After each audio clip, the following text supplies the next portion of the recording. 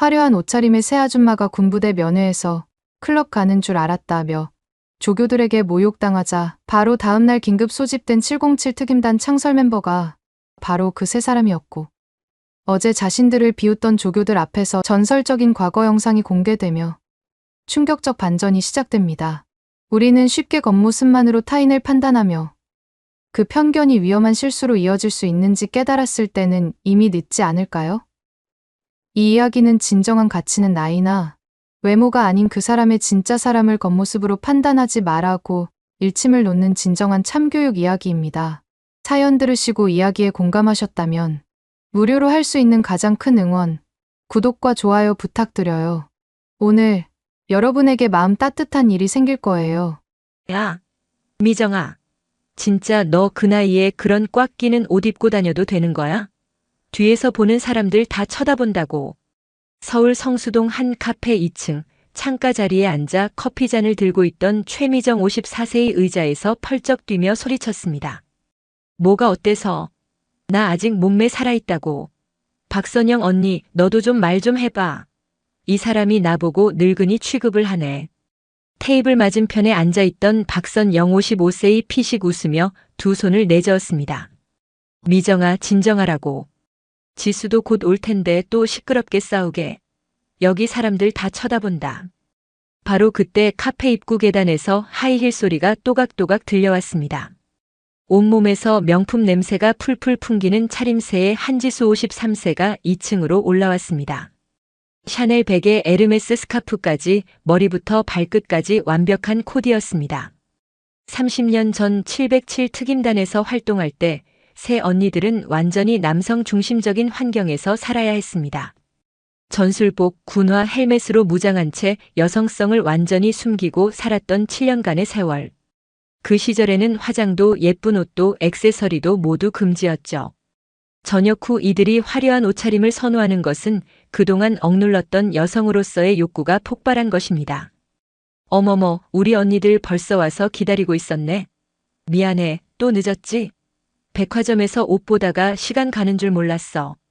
선영이 손목시계를 보며 혀를 찼습니다. 지수야, 우리 30년 친구인데 아직도 시간 개념이 없냐? 면회 시간 2시인데 지금 11시야. 강원도까지 가려면 최소 3시간은 걸린다고. 아이고, 선영 언니. 군부대가 어디 가겠어? 거기 애들이 계속 있을 텐데 뭘 그렇게 서둘러. 게다가 요즘 고속도로 좋아져서 2시간 반이면 충분해. 미정이 지수의 화려한 옷차림을 위아래로 훑어보며 고개를 절레절레 흔들었습니다.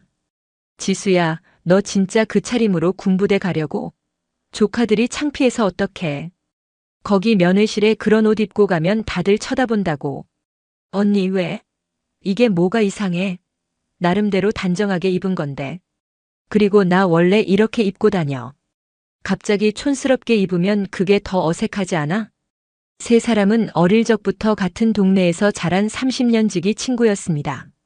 중학교 때부터 함께 다녔고 고등학교도 같이 졸업했습니다. 그리고 20대 초반 운명처럼 같은 길을 걷게 되었습니다. 젊은 시절 함께 혹독한 훈련을 받았던 전우이기도 했습니다.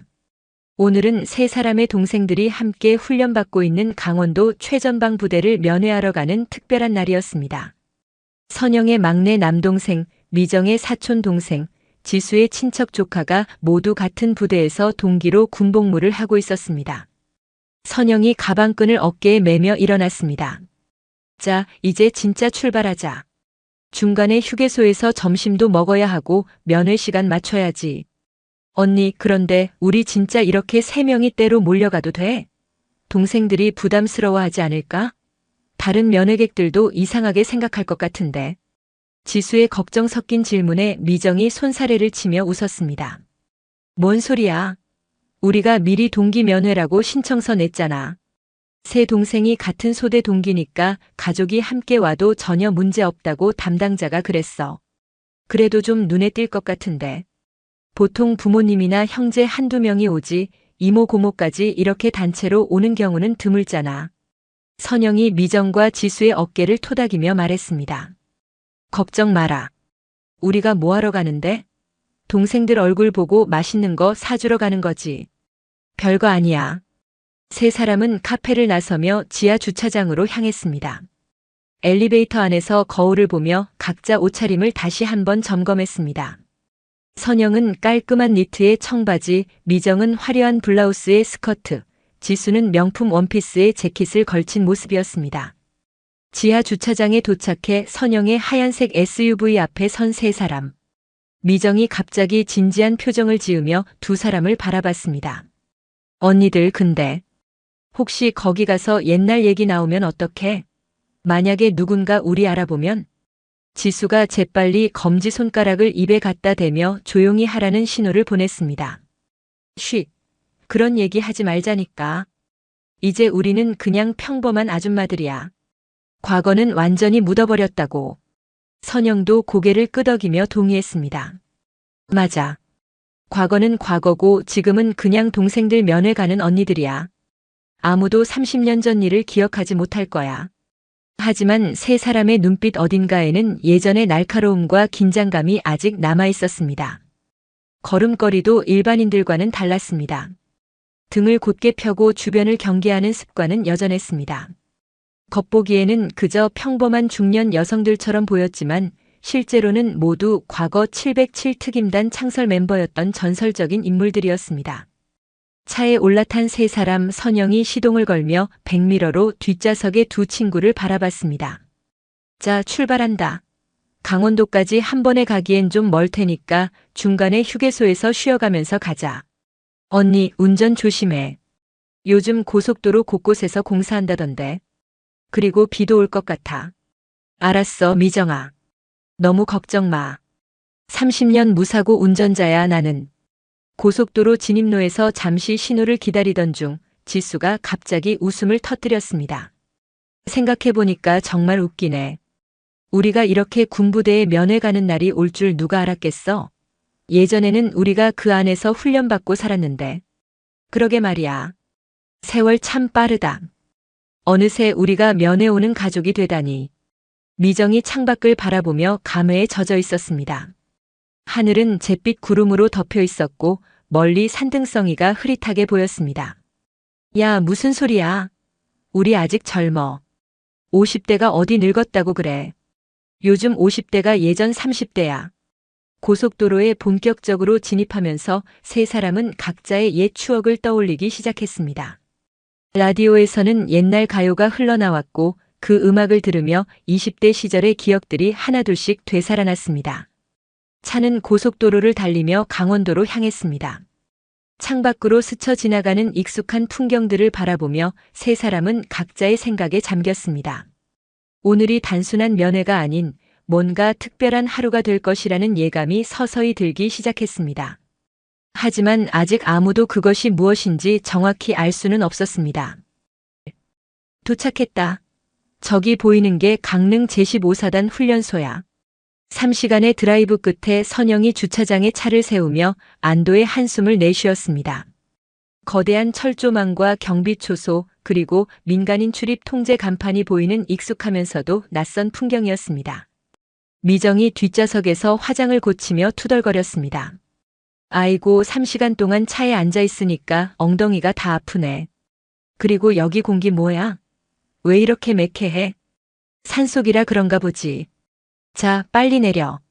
면회 신청서 작성하고 신분증 검사 받아야 돼. 세 사람은 차에서 내려 면회실 건물로 향했습니다. 입구에서 경비병이 신분증 확인을 하고 금속 탐지기를 통과한 후에야 면회실에 들어갈 수 있었습니다. 어머, 여기 정말 오랜만이네. 분위기가 예전이랑 똑같아.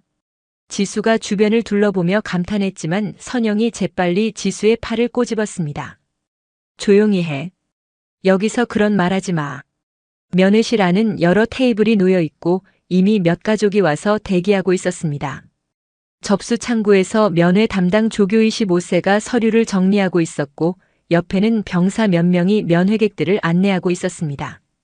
새 언니가 접수 창구로 다가가자 조교가 고개를 들어 세 사람을 위아래로 훑어봤습니다. 특히 지수의 화려한 차림새와 미정의 꽉 끼는 옷, 그리고 선영의 고급 가방에 시선이 머물렀습니다. 면회 신청하신 분들이시죠?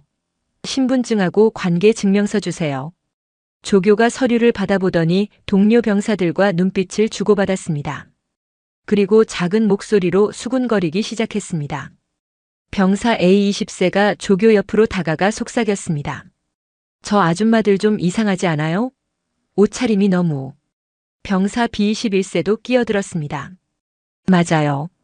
여기가 어딘데 저렇게 화려하게 입고 와요? 클럽 가는 줄 알았네. 조교가 피식 웃으며 새 언니를 다시 바라봤습니다. 면회 오신 건 알겠는데 혹시 옷차림이 좀 부적절하신 것 같은데요. 여기는 군부대 면회실이지 클럽이 아닙니다. 갑작스러운 모욕에 미정의 얼굴이 빨갛게 달아올랐습니다. 뭐라고요? 지금 우리 보고 뭐라고 하는 거예요? 아, 죄송하다고 할 건 없고요. 그냥 여기는 엄숙한 곳이니까 좀 더 단정하게 입고 오시는 게 어떨까 싶어서요. 다른 면회객분들도 다 보고 계시잖아요.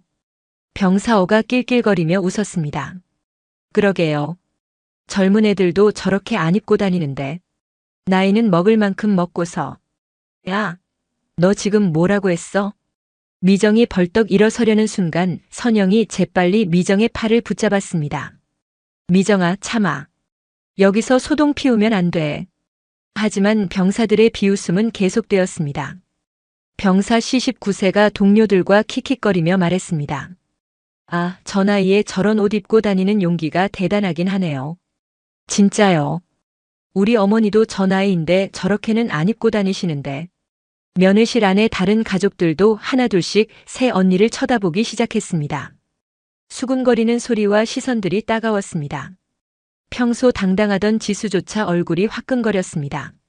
지수가 최대한 억지로 웃음을 지으며 조교에게 말했습니다. 아, 젊었을 때 버릇이 아직 안 고쳐졌나 봐요. 죄송하네요. 다음에는 더 단정하게 입고 오겠습니다. 그러시길 바랍니다. 여기는 국가시설이니까요. 조교가 도장을 찍으며 차갑게 말했습니다. 면회는 30분입니다. 시간 엄수해 주시고 면회 중에는 큰 소리 내지 마세요. 새 언니는 안내받은 테이블로 향했지만 병사들의 시선과 웃음소리는 계속 따라왔습니다. 저 아줌마들 진짜 웃기네. 나이 생각 좀 하지. 맞아. 창피한 줄도 모르고. 선영이 주먹을 꽉 쥐며 이를 갈았습니다. 미정은 눈물이 글썽거렸고 지수는 가방끈을 꽉 움켜쥐고 있었습니다. 언니들, 이거 참을 수 있어? 미정이 떨리는 목소리로 속삭였습니다. 참아야지. 동생들 때문에 여기서 문제 일으킬 수는 없어.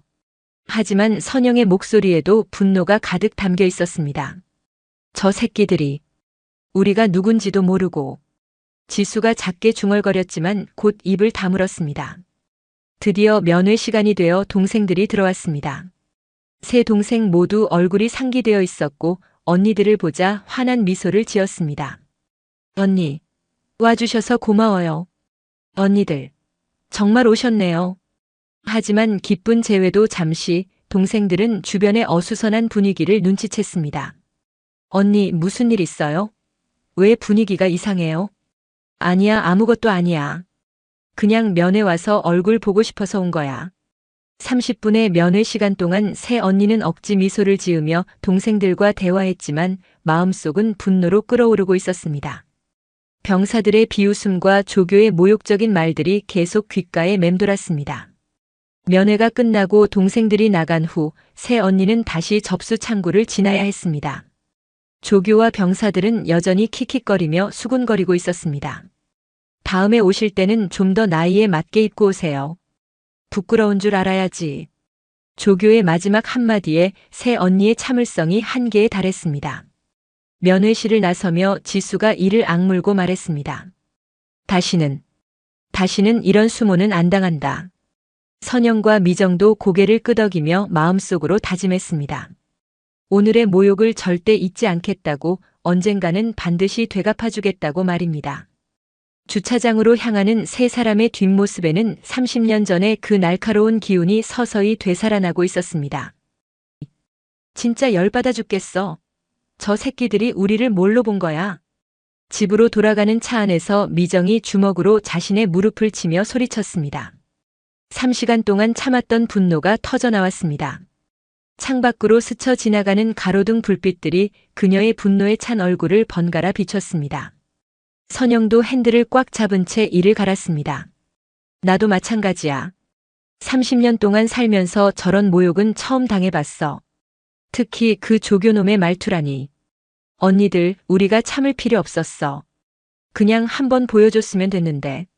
내가 얼마나 참았는지 알아? 손이 저절로 움직이려고 했다고.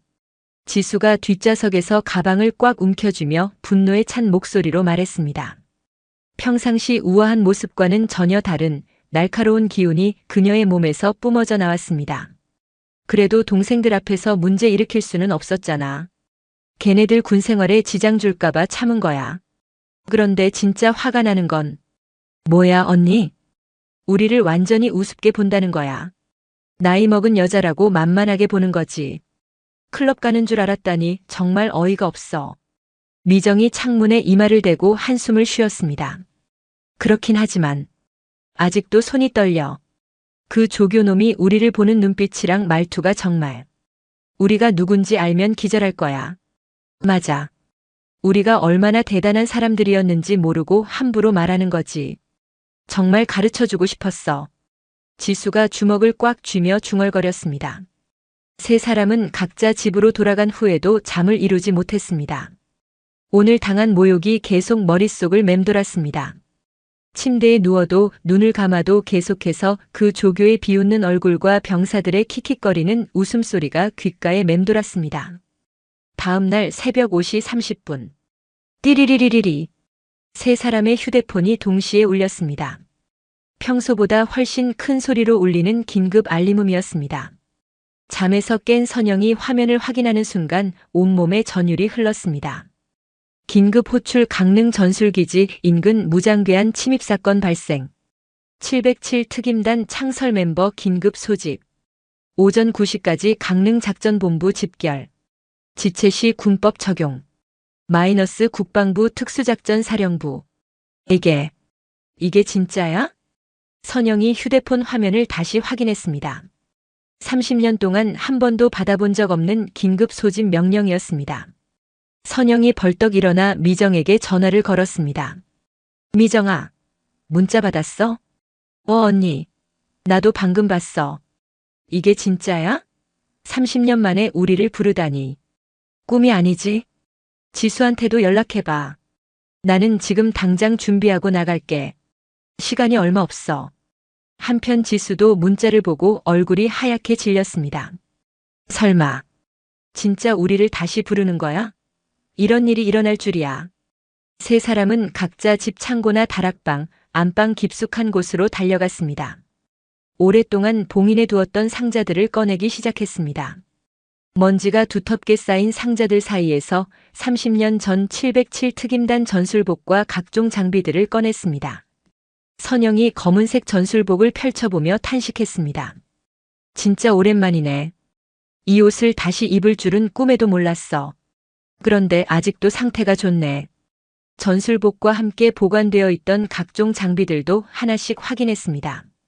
전술 헬멧, 방탄조끼, 통신장비, 그리고 각자의 전문 분야별 특수 장비들까지. 미정도 자신의 전술복을 보며 울컥했습니다. 크기가 맞을까? 30년 전이랑 몸이 많이 달라졌는데. 그때는 정말 날씬했는데. 하지만 막상 입어보니 여전히 몸에 딱 맞았습니다. 오히려 30년의 세월이 그녀들에게 더 깊은 카리스마를 선사한 것 같았습니다.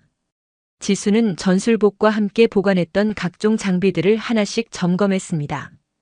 야, 언니들. 이거 진짜 심각한 사건인 것 같아. 창설 멤버까지 부르다니. 보통 일이 아니야. 휴대폰이 다시 울렸습니다. 추가 정보였습니다. 추가 사항 무장괴한 5명, 고성능 무기 소지, 극도로 위험. 일반 부대로는 대응 불가 판단. 창설 멤버 긴급 투입 필요. 이제 심각성을 알겠어. 우리가 아니면 해결할 수 없는 일이구나. 오전 8시 30분 강릉 작전본부. 세 사람은 30년 만에 착용한 전술복 차림으로 작전본부에 도착했습니다. 경비 초소에서부터 다른 대우를 받았습니다. 일반적인 신분 확인이 아닌 특별 인증 절차를 거쳤습니다. 707 특임단 창설 멤버 확인. 박선영, 최미정, 한지수. 브리핑실로 안내해드리겠습니다. 어머, 정말 오랜만이네. 이런 곳에 다시 들어오다니.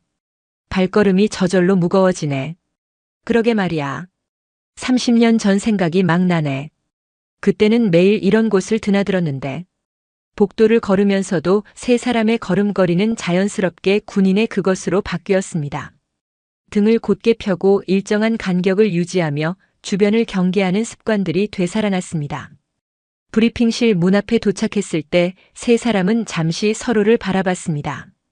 준비됐어, 언니들? 30년 만이지만 우리는 여전히 707이야. 그래, 들어가자. 브리핑실 문을 열고 들어서는 순간 세 사람은 그 자리에서 완전히 얼어붙었습니다. 저 사람들이. 브리핑실 한쪽 구석에 어제 면회실에서 자신들을 모욕했던 바로 그 조교와 병사들이 지원팀으로 배속되어 앉아 있었던 것입니다. 그들도 세 사람을 알아보고는 눈이 휘둥그레졌습니다. 조교가 의자에서 반쯤 일어나며 더듬거렸습니다. 어제 면회 오셨던 분들이 여기 왜? 병사어가 동료를 팔꿈치로 찔렀습니다. 야, 저 아줌마들 어제 우리가. 설마. 저분들이 왜 전술복을 입고 여기 있지? 뭔가 이상한데? 브리핑실 앞쪽에 있던 작전지휘관이 엄숙한 표정으로 마이크를 잡았습니다. 모두 자리에 앉으시기 바랍니다. 긴급 브리핑을 시작하겠습니다. 세 언니는 최전방 좌석에 앉았고 뒤쪽의 조교와 병사들은 여전히 당황스러운 표정으로 수군거렸습니다. 저 아줌마들이 도대체 왜 여기 있는 거야? 혹시 뭔가 잘못 온 거 아냐? 민간인이 여기 있을 리가 없는데. 운명의 재회였습니다. 어제 모욕을 당했던 바로 그 장소에서 불과 24시간 만에 이번에는 완전히 다른 상황에서 마주친 것입니다. 폭풍 전야의 정적이 브리핑실을 감쌌습니다. 자, 그럼 먼저 이번 작전에 투입될 707 특임단 창설 멤버들의 과거 활동 영상을 보시겠습니다. 작전지휘관이 리모컨을 누르자 브리핑 화면에 오래된 VHS 테이프 화질의 영상이 재생되기 시작했습니다. 화면 상단에는 1993년 7월 15일 강원도 최전방 특수훈련장 마이너스 기밀해제라는 자막이 선명하게 떠올랐습니다. 뒤쪽에 앉은 조교와 병사들은 여전히 어리둥절한 표정으로 화면을 바라봤습니다. 저 아줌마들이 뭔데 우리가 이런 영상을 봐야 하는 거야? 병사어가 작은 목소리로 투덜거렸습니다. 첫 번째 영상이 시작되었습니다. 화면에는 젊은 박선영 당시 25세이 등장했습니다. 완벽하게 정비된 전술복을 입고 헬멧을 쓴 채 실전을 방불케 하는 산악지형 훈련장에서 홀로 적진을 향해 돌진하는 모습이었습니다. 목표 지점까지 거리 3km. 적 병력 추정 50명.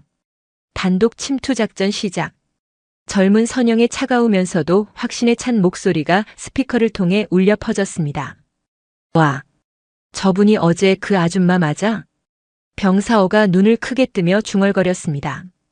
영상 속 젊은 선영은 말 그대로 불사조 같았습니다. 폭발하는 화염 속에서도 굴복하지 않고 전진했습니다. 사방에서 날아오는 모의 총탄들을 완벽한 전술 동작으로 피하며 엄폐물을 순식간에 파악하고 활용했습니다. 3km의 험난한 지형을 단 27분 만에 돌파하며 목표 지점에 도달했습니다. 불가능한 임무 완수. 적 전멸, 아군 피해 제로.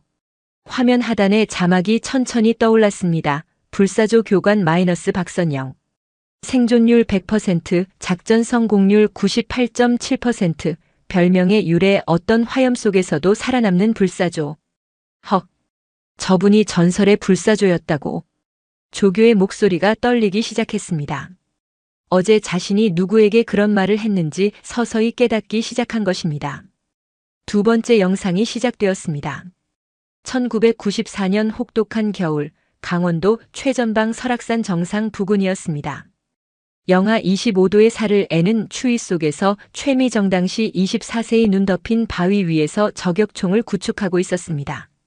날씨 영하 25도, 강설량 시간당 3cm, 시야 확보 불가능한 상황. 젊은 미정의 목소리에는 추위나 두려움 따위는 전혀 느껴지지 않았습니다. 오직 냉정함과 집중력만이 가득했습니다. 목표물 확인. 거리 1850m.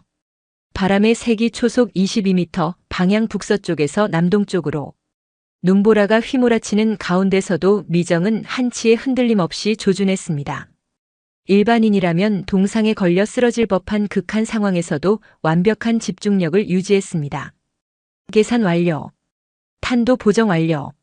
발사. 총성과 함께 1.85km 떨어진 목표물이 정확히 관통당했습니다.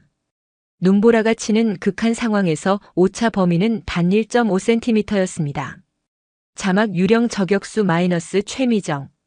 명중률 99.9%, 최대 사거리 2100m, 별명의 유래 아무도 그녀의 위치를 찾을 수 없다. 이건 인간이 할 수 있는 일이 아니야. 1.8km를 눈보라 속에서 병사 B가 손으로 입을 가리며 경악했습니다. 세 번째 영상이 가장 충격적이었습니다.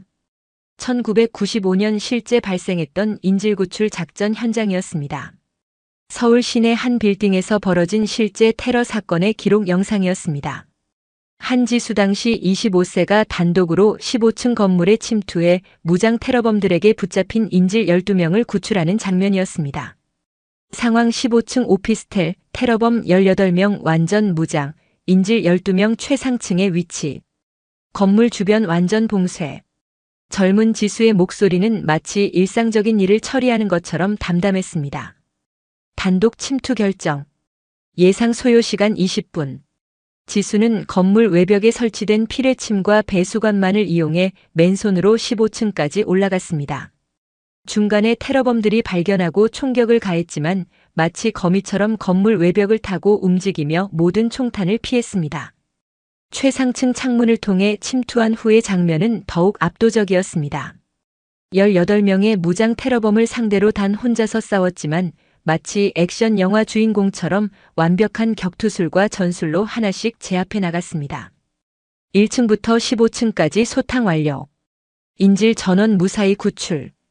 테러범 18명 전원 생포. 실제 소요 시간은 단 17분이었습니다. 자막 인질 구출왕 마이너스 한지수.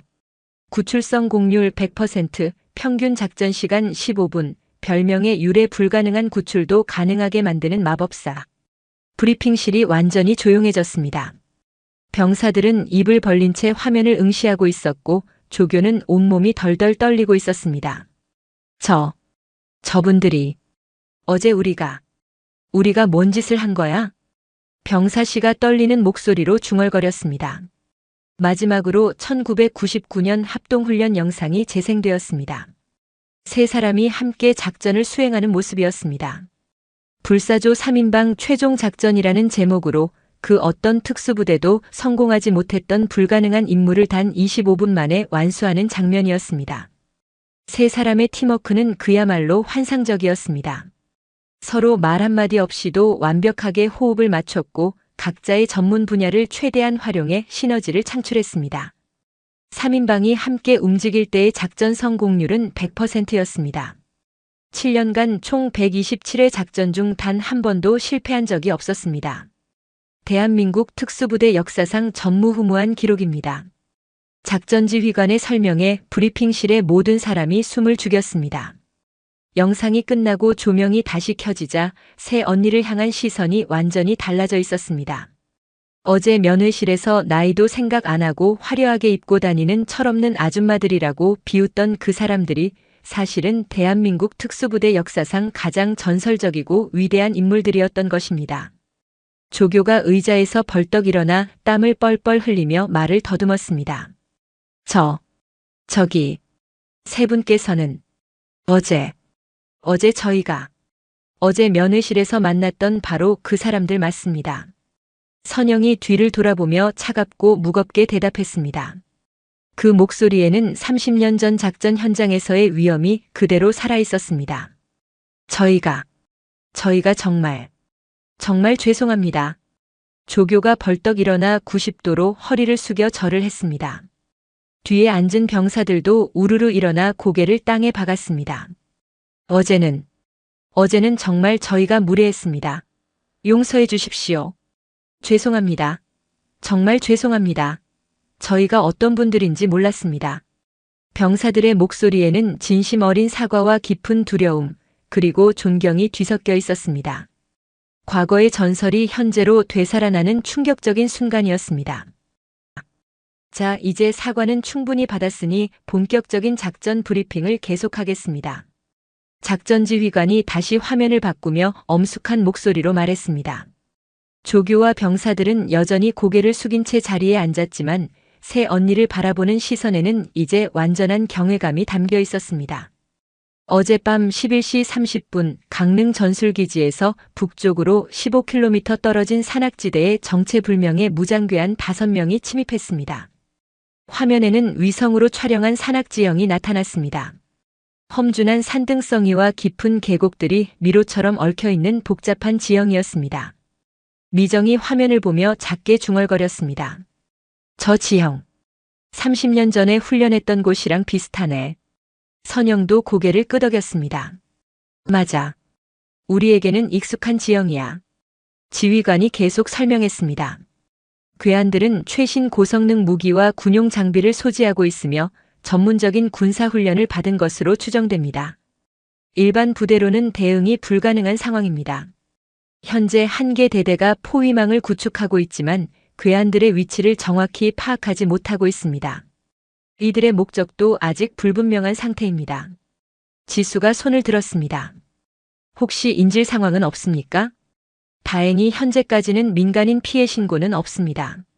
하지만 우려되는 점이 하나 있습니다. 지휘관의 표정이 심각해졌습니다. 바로 그 지역의 현재 신병훈련부대가 야외 훈련 중입니다. 총 120명의 훈련병들이 5개 소대로 나뉘어 산악 서바이벌 훈련을 받고 있는 상황입니다. 새 언니의 얼굴이 동시에 굳어졌습니다. 혹시 그 훈련병들 중에 선영이 불안한 목소리로 물었습니다. 네, 맞습니다. 어제 면회 오셨던 3분의 동생들도 그 훈련부대에 포함되어 있습니다. 브리핑실이 순간 조용해졌습니다. 미정의 얼굴이 하얗게 변했고 지수는 주먹을 꽉 쥐었습니다. 지금 당장 그 아이들을 철수시키면 안 됩니까? 이미 시도해봤지만 통신이 두절된 상태입니다. 무장괴한들이 통신을 방해하고 있는 것으로 보입니다. 바로 그때 브리핑실 문이 급히 열리며 통신병이 뛰어들어왔습니다. 지휘관님, 긴급 상황 발생했습니다. 무슨 일인가? 방금 전 제3소대에서 마지막 교신이 들어왔습니다. 무장괴한들에게 포위당했다고 합니다. 새 언니가 동시에 벌떡 일어났습니다. 제3소대요? 우리 동생들이 있는 소대가 제3소대 아닌가요? 선영이 다급히 물었습니다. 통신병이 고개를 끄덕였습니다. 네, 맞습니다. 박병훈, 최민수, 한태준 이상 3명이 포함된 소대입니다. 뭐라고? 우리 동생들이? 미정이 소리를 질렀습니다. 마지막 교신 내용을 들려드리겠습니다. 스피커에서 잡음과 함께 처절한 목소리가 들려왔습니다. 여기 제3소대, 무장괴한 5명에게 완전히 포위당했습니다. 위치는 762고지 북쪽 계곡. 탄약이 부족합니다. 지원 요청합니다. 지원. 통신이 뚝 끊어졌습니다. 그 이후로 아무 연락이 없습니다. 최악의 경우. 지휘관의 말을 미정이 가로막았습니다. 최악의 경우는 생각하지도 마세요. 우리 동생들은 반드시 살아있어야 합니다. 지수도 일어서며 말했습니다. 지금 당장 구출작전에 투입시켜주세요. 우리가 직접 가겠습니다. 하지만 너무 위험합니다. 무장괴한들의 정확한 위치도 파악되지 않았고. 위험하다고요? 우리가 누군지 방금 영상으로 보셨잖아요. 선영이 단호하게 말했습니다. 762고지라면 우리가 30년 전에 훈련했던 곳입니다. 그 지형은 우리가 눈 감고도 다닐 수 있어요. 뒤에 앉아있던 조교가 조심스럽게 손을 들었습니다. 저희도 함께 가겠습니다. 지원팀으로라도. 너희들은 짐만 될 거야. 미정이 차갑게 말했습니다. 아니에요. 저희가 어제 그런 신뢰를 범했으니까 이번만큼은 꼭 도움이 되고 싶습니다. 병사어가 일어나며 간절히 말했습니다. 맞아요. 저희도 그 동생들을 구하고 싶어요. 어제 일에 대한 속죄라고 생각하고. 지수가 그들을 바라보며 생각에 잠겼습니다. 언니들 어떻게 생각해? 얘들도 데려갈까? 글쎄, 방해만 안 된다면. 선영이 조교와 병사들을 훑어봤습니다. 절대 방해 안 됩니다. 저희 목숨 걸고 도와드리겠습니다. 조교가 90도로 절하며 외쳤습니다. 바로 그때 또 다른 통신병이 뛰어들어왔습니다. 지휘관님, 제3소대 위치 발견했습니다. 어디에? 762고지 북쪽 협곡 깊숙한 곳입니다. 드론으로 확인한 결과 동굴 입구에 바리케이드를 치고 농성 중인 것으로 보입니다. 무장괴한들의 위치는 소대를 완전히 포위하고 있습니다. 거리가 너무 가까워서 함부로 접근하기 어려운 상황입니다. 새 언니의 눈빛이 날카로워졌습니다. 지휘관님, 저희에게 현장 지휘권을 주세요. 선영이 단호하게 말했습니다. 하지만 실전 경험은 저희가 더 많습니다. 그리고 이건 우리 동생들 목숨이 걸린 일이에요. 미정도 나섰습니다. 30년 전에도 이런 상황을 수없이 해결했습니다. 저희를 믿어주세요. 지수까지 가세했습니다. 지휘관이 잠시 고민하더니 고개를 끄덕였습니다. 알겠습니다. 현장 지휘권을 이양합니다. 하지만 안전을 최우선으로 해주세요. 고맙습니다. 바로 출동하겠습니다. 새 언니가 동시에 일어났습니다. 30년 만에 다시 타오르는 투지가 그들의 눈빛에서 불꽃처럼 타올랐습니다. 어제까지만 해도 평범한 중년 여성들이었던 그들이 이제는 다시 한번 전설이 될 준비를 마쳤습니다. 동생들을 구하기 위한 마지막 작전이 시작되려 하고 있었습니다. 장비 점검 완료. 출동 준비 끝. 작전 준비실에서 새 언니는 30년 전처럼 완벽한 팀워크로 장비를 점검하고 있었습니다. 전술복을 착용한 그들의 모습은 어제의 평범한 아줌마들과는 완전히 달랐습니다. 선영이 드론 조종 장비를 점검하며 말했습니다. 이제 기술이 많이 발달했네. 30년 전에는 이런 거 없었는데. 맞아, 언니. 근데 기본은 똑같아. 적을 파악하고 약점을 찾고 한 번에 제압하는 것. 미정이 저격총을 분해하고 재조립하면서 대답했습니다. 30년의 공백에도 불구하고 손놀림은 여전히 완벽했습니다. 지수는 각종 침투 장비들을 허리에 차고 있었습니다. 762고지 지형도 다시 확인했어. 30년 전이랑 거의 똑같네. 우리 유리해. 조교와 병사들이 조심스럽게 다가왔습니다. 저희는 어떻게 도와드리면 될까요? 조교가 떨리는 목소리로 물었습니다. 선영이 그들을 바라봤습니다. 너희들은 후방 지원만 해. 절대 앞으로 나서지 마. 우리 발목 잡으면 진짜 가만 안 둬. 알겠습니다. 뒤에서 최대한 도와드리겠습니다. 30분 후 762고지 인근. 헬기에서 내린 새 언니는 즉시 작전 대형을 구축했습니다. 30년의 공백이 무색하게 움직임은 여전히 완벽했습니다. 지형 스캔 시작한다. 선영이 최신형 드론을 띄웠습니다. 고성능 카메라가 장착된 드론이 조용히 상공으로 올라가며 실시간으로 지형 정보를 전송해 왔습니다. 무장괴한들 위치 확인. 동굴 입구 기준으로 시계 방향 12시, 3시, 6시, 9시 방향에 각각 1명씩 배치. 나머지 1명은 동굴 입구 바로 앞에 있어. 받았다. 저격 위치 잡는다. 미정이 약 800m 떨어진 능선으로 이동했습니다. 험준한 바위 틈 사이에 완벽한 엄폐 자세로 저격총을 구축했습니다. 시야 확보 완료. 목표물 5명 전부 시선에 들어왔어. 지수는 이미 동굴 쪽으로 은밀히 침투를 시작했습니다. 나는 직접 들어간다. 3분 후 동시 작전 개시. 작전본부. 대단하네. 저분들 움직임 좀 봐. 조교가 실시간 중계 화면을 보며 감탄했습니다. 진짜 전설이었구나. 30년이 지났는데도 저렇게 완벽하게. 병사 어도 입을 벌린 채 화면에 집중했습니다. 현장. 동생들 상황 어때?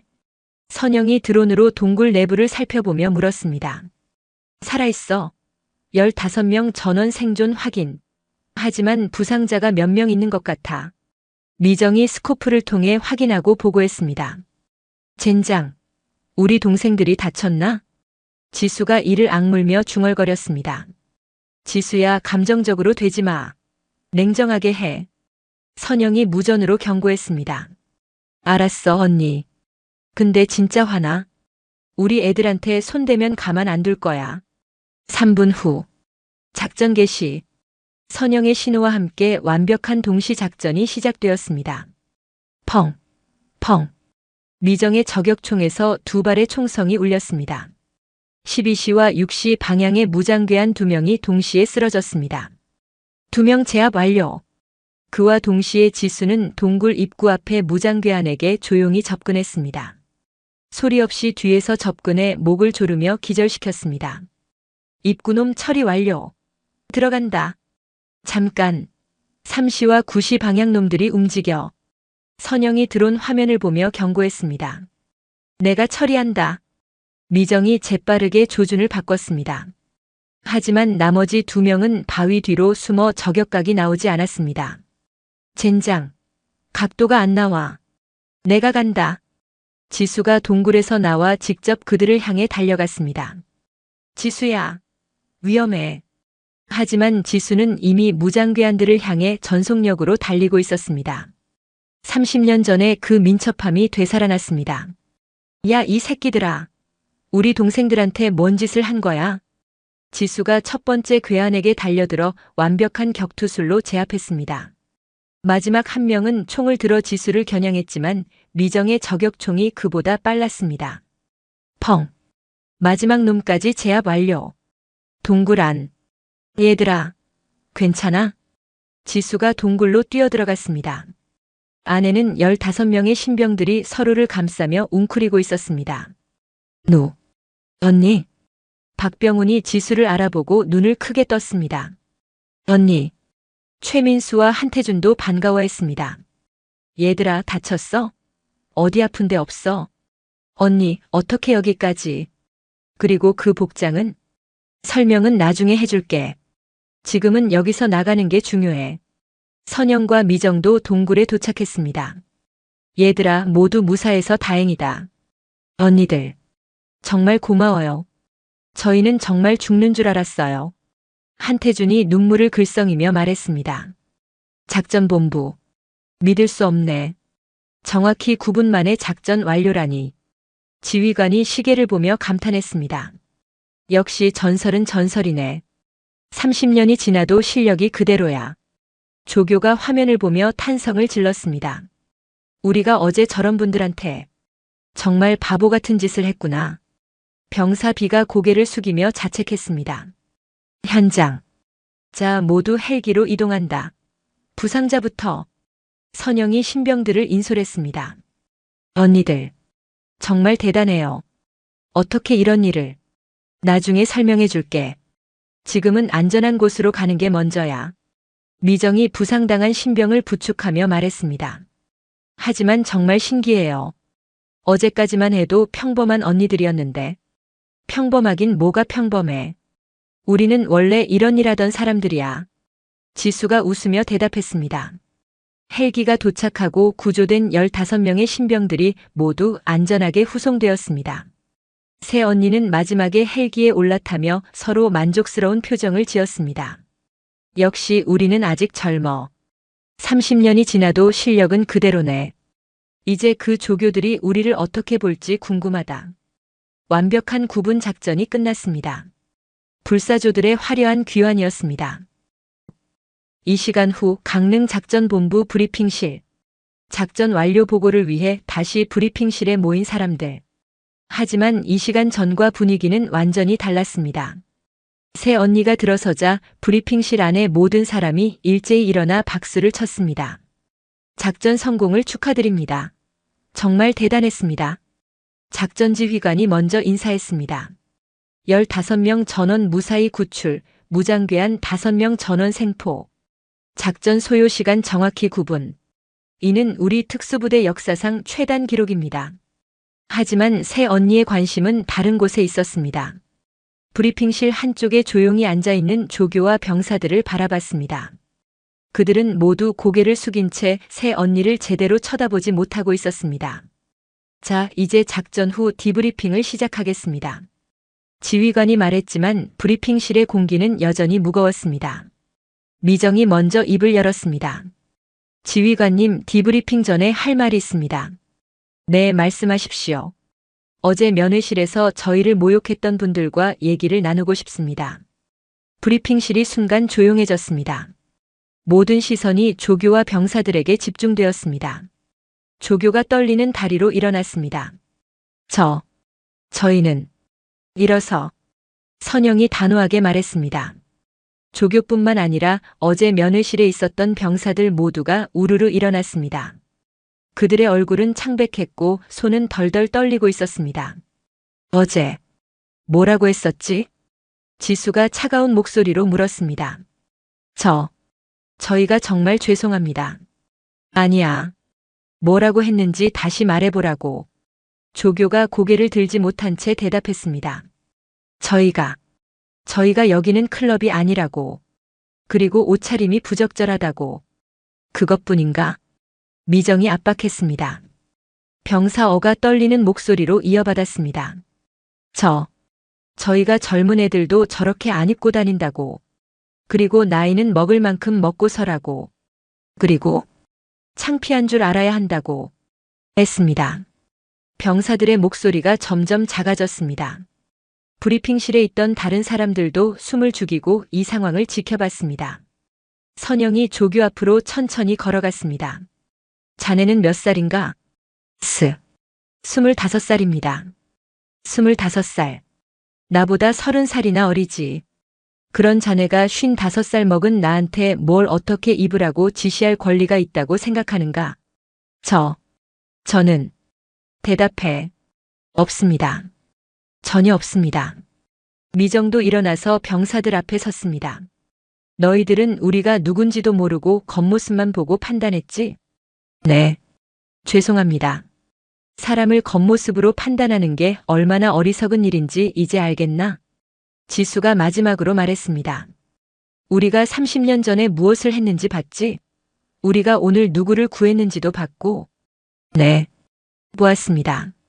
그런데도 여전히 우리가 나이에 맞지 않게 옷을 입고 다니는 철없는 아줌마들이라고 생각하나? 아닙니다. 절대 그렇게 생각하지 않습니다. 조교가 90도로 절하며 소리쳤습니다. 정말 죄송합니다. 저희가 어떤 분들인지 알았다면 절대 그런 말씀을 드리지 않았을 것입니다. 알았다면? 선영이 날카롭게 반문했습니다. 아니지. 우리가 누군지 모른다고 해서 그런 말을 해도 된다는 게 아니야. 그냥 평범한 아줌마였다고 해도 그런 식으로 모욕할 권리는 없어. 브리핑실이 완전히 조용해졌습니다. 사람을 겉모습으로 판단하지 마. 나이로 판단하지 마. 성별로 판단하지도 마. 진짜 실력은 눈에 보이지 않으니까. 미정이 무거운 목소리로 말했습니다. 그리고 기억해. 너희가 함부로 말한 그 아줌마들이 오늘 너희 동료들의 목숨을 구했다는 걸. 지수의 말에 병사들의 눈가에 눈물이 맺혔습니다. 저희가 정말 잘못했습니다. 용서해 주십시오. 조교가 무릎을 꿇으며 절했습니다. 다른 병사들도 모두 따라서 무릎을 꿇었습니다. 일어서 선영이 말했습니다. 용서는 할게. 하지만 잊지 마.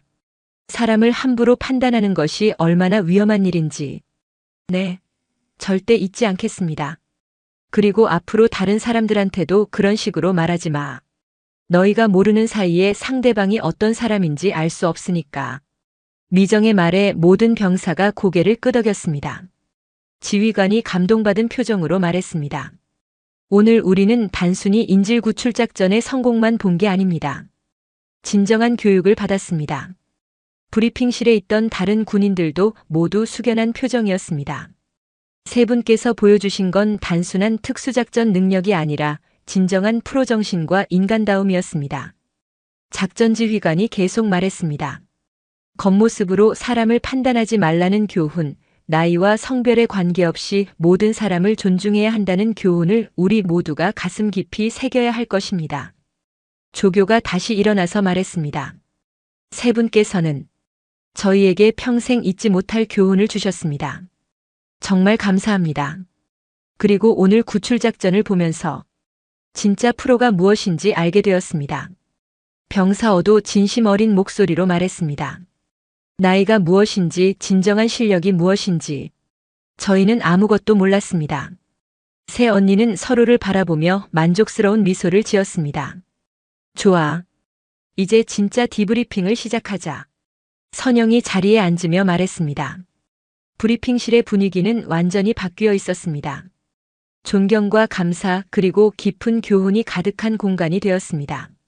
진정한 승부는 끝났습니다.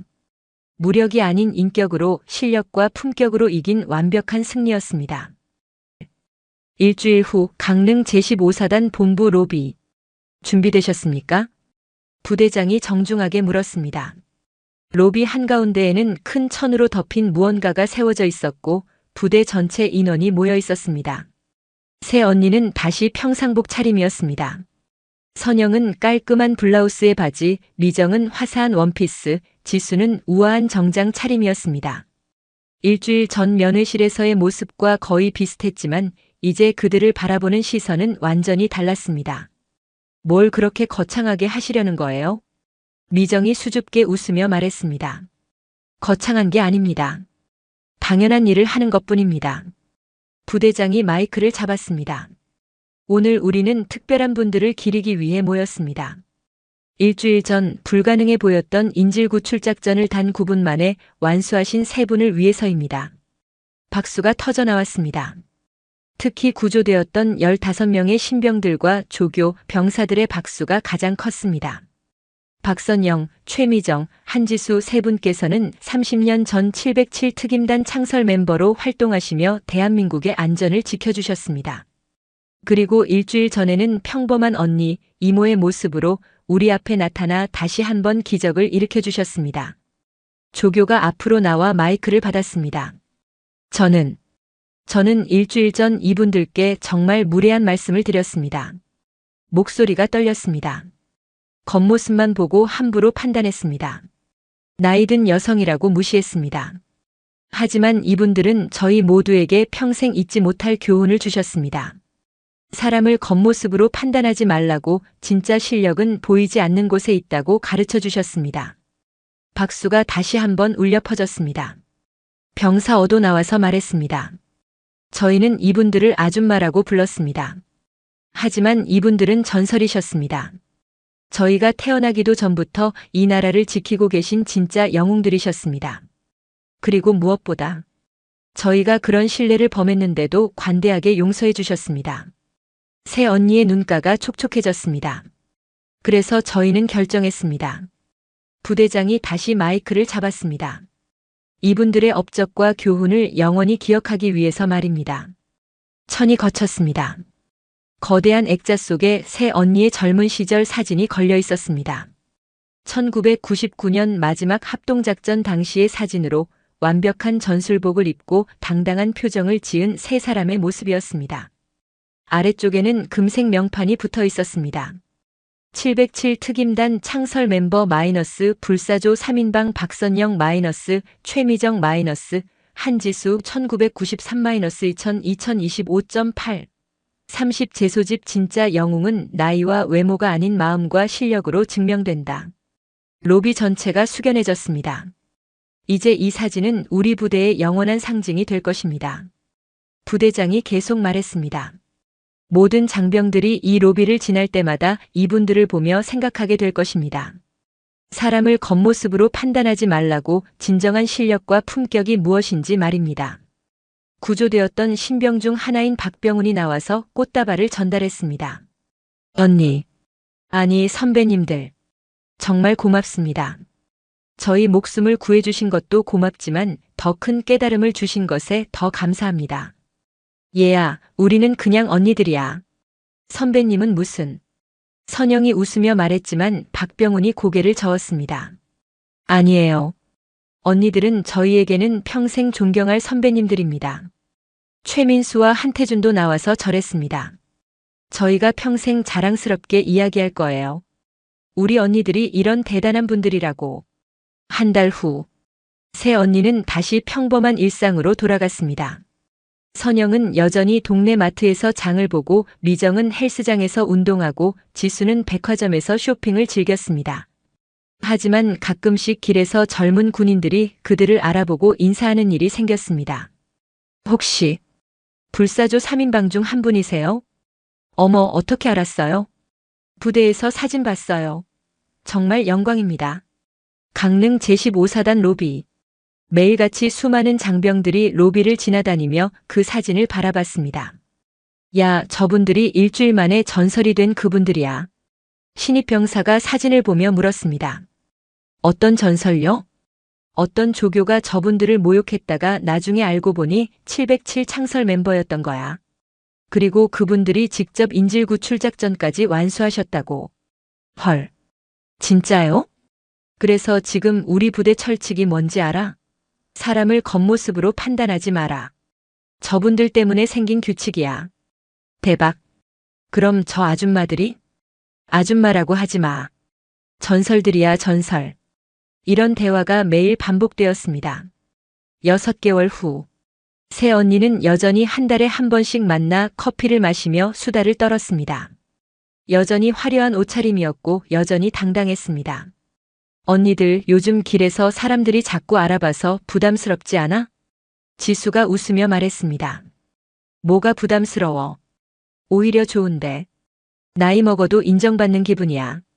미정이 대답했습니다. 그러게. 이제는 아무도 우리 옷차림에 대해 뭐라고 안 하더라. 선영도 웃었습니다. 하지만 세 사람 모두 마음속으로는 뿌듯해했습니다. 자신들이 젊은 세대에게 좋은 교훈을 남겼다는 사실에 대해서 말입니다. 현재 강릉 제15사단. 새로 부임한 신입 장교가 로비 사진을 보며 물었습니다. 저분들이 그 유명한 불사조 3인방인가요? 네, 맞습니다. 우리 부대의 자랑입니다. 선임이 답했습니다. 겉보기엔 평범한 중년 여성들 같은데. 바로 그겁니다. 사람을 겉모습으로 판단하면 안 된다는 게 저분들이 우리에게 가르쳐준 가장 큰 교훈입니다. 오늘도 불사조 3인방의 전설은 계속 이어지고 있었습니다. 진정한 영웅은 나이나 외모가 아닌 마음가짐과 실력으로 만들어진다는 교훈과 함께 말입니다. 오늘 영상 어떠셨나요? 과연 우리는 얼마나 자주 겉모습만으로 다른 사람을 판단하고 있을까요? 평범해 보이는 중년 여성 3명이 사실은 전설적인 특수요원이었다는 이 놀라운 반전은 우리 모두에게 깊은 성찰을 요구합니다.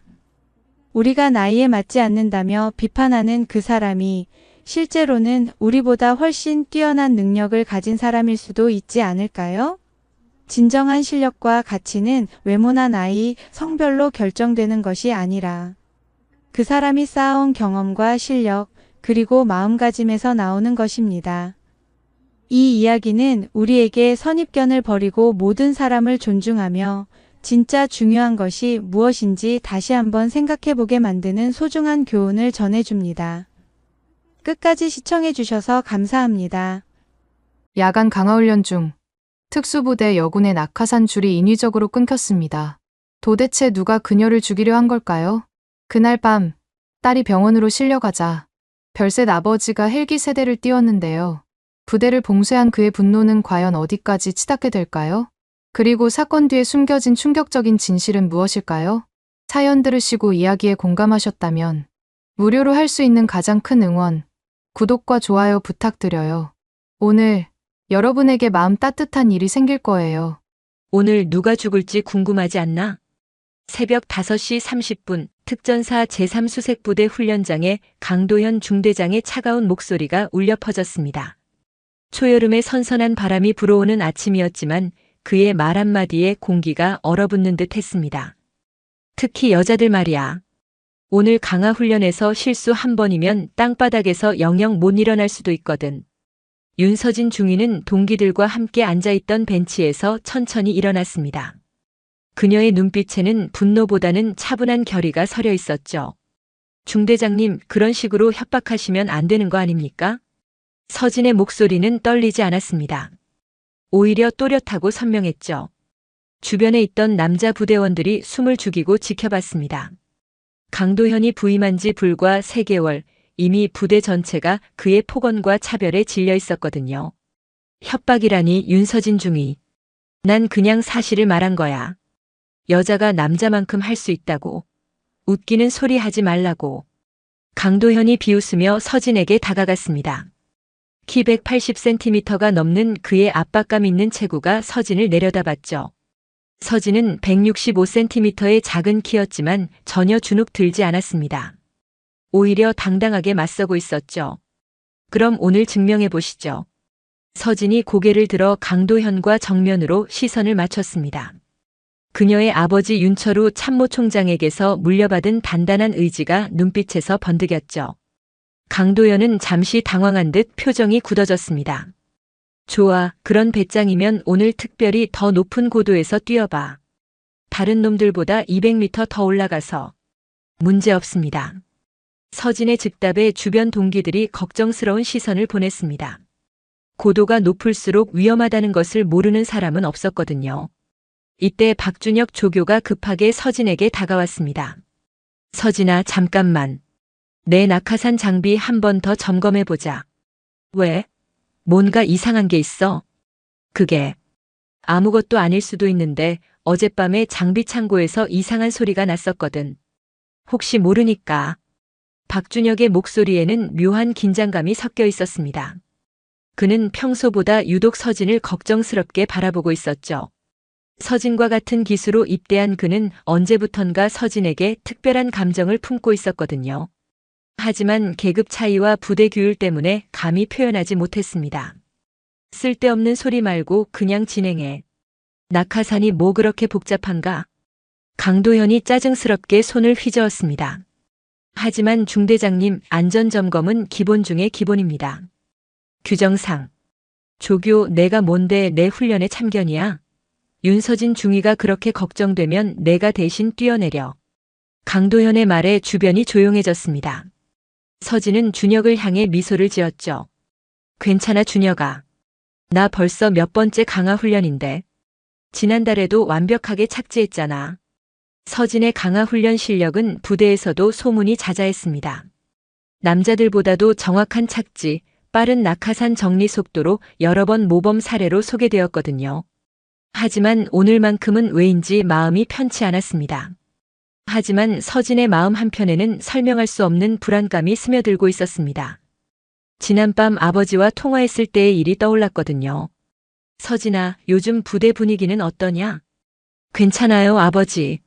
조금 까다로운 상관이 있긴 하지만 까다로운 정도가 아니라는 얘기를 들었는데 혹시 문제 있으면 언제든 아버지한테 연락해. 아버지, 저 그런 식으로 해결하고 싶지 않아요. 제가 알아서 할게요.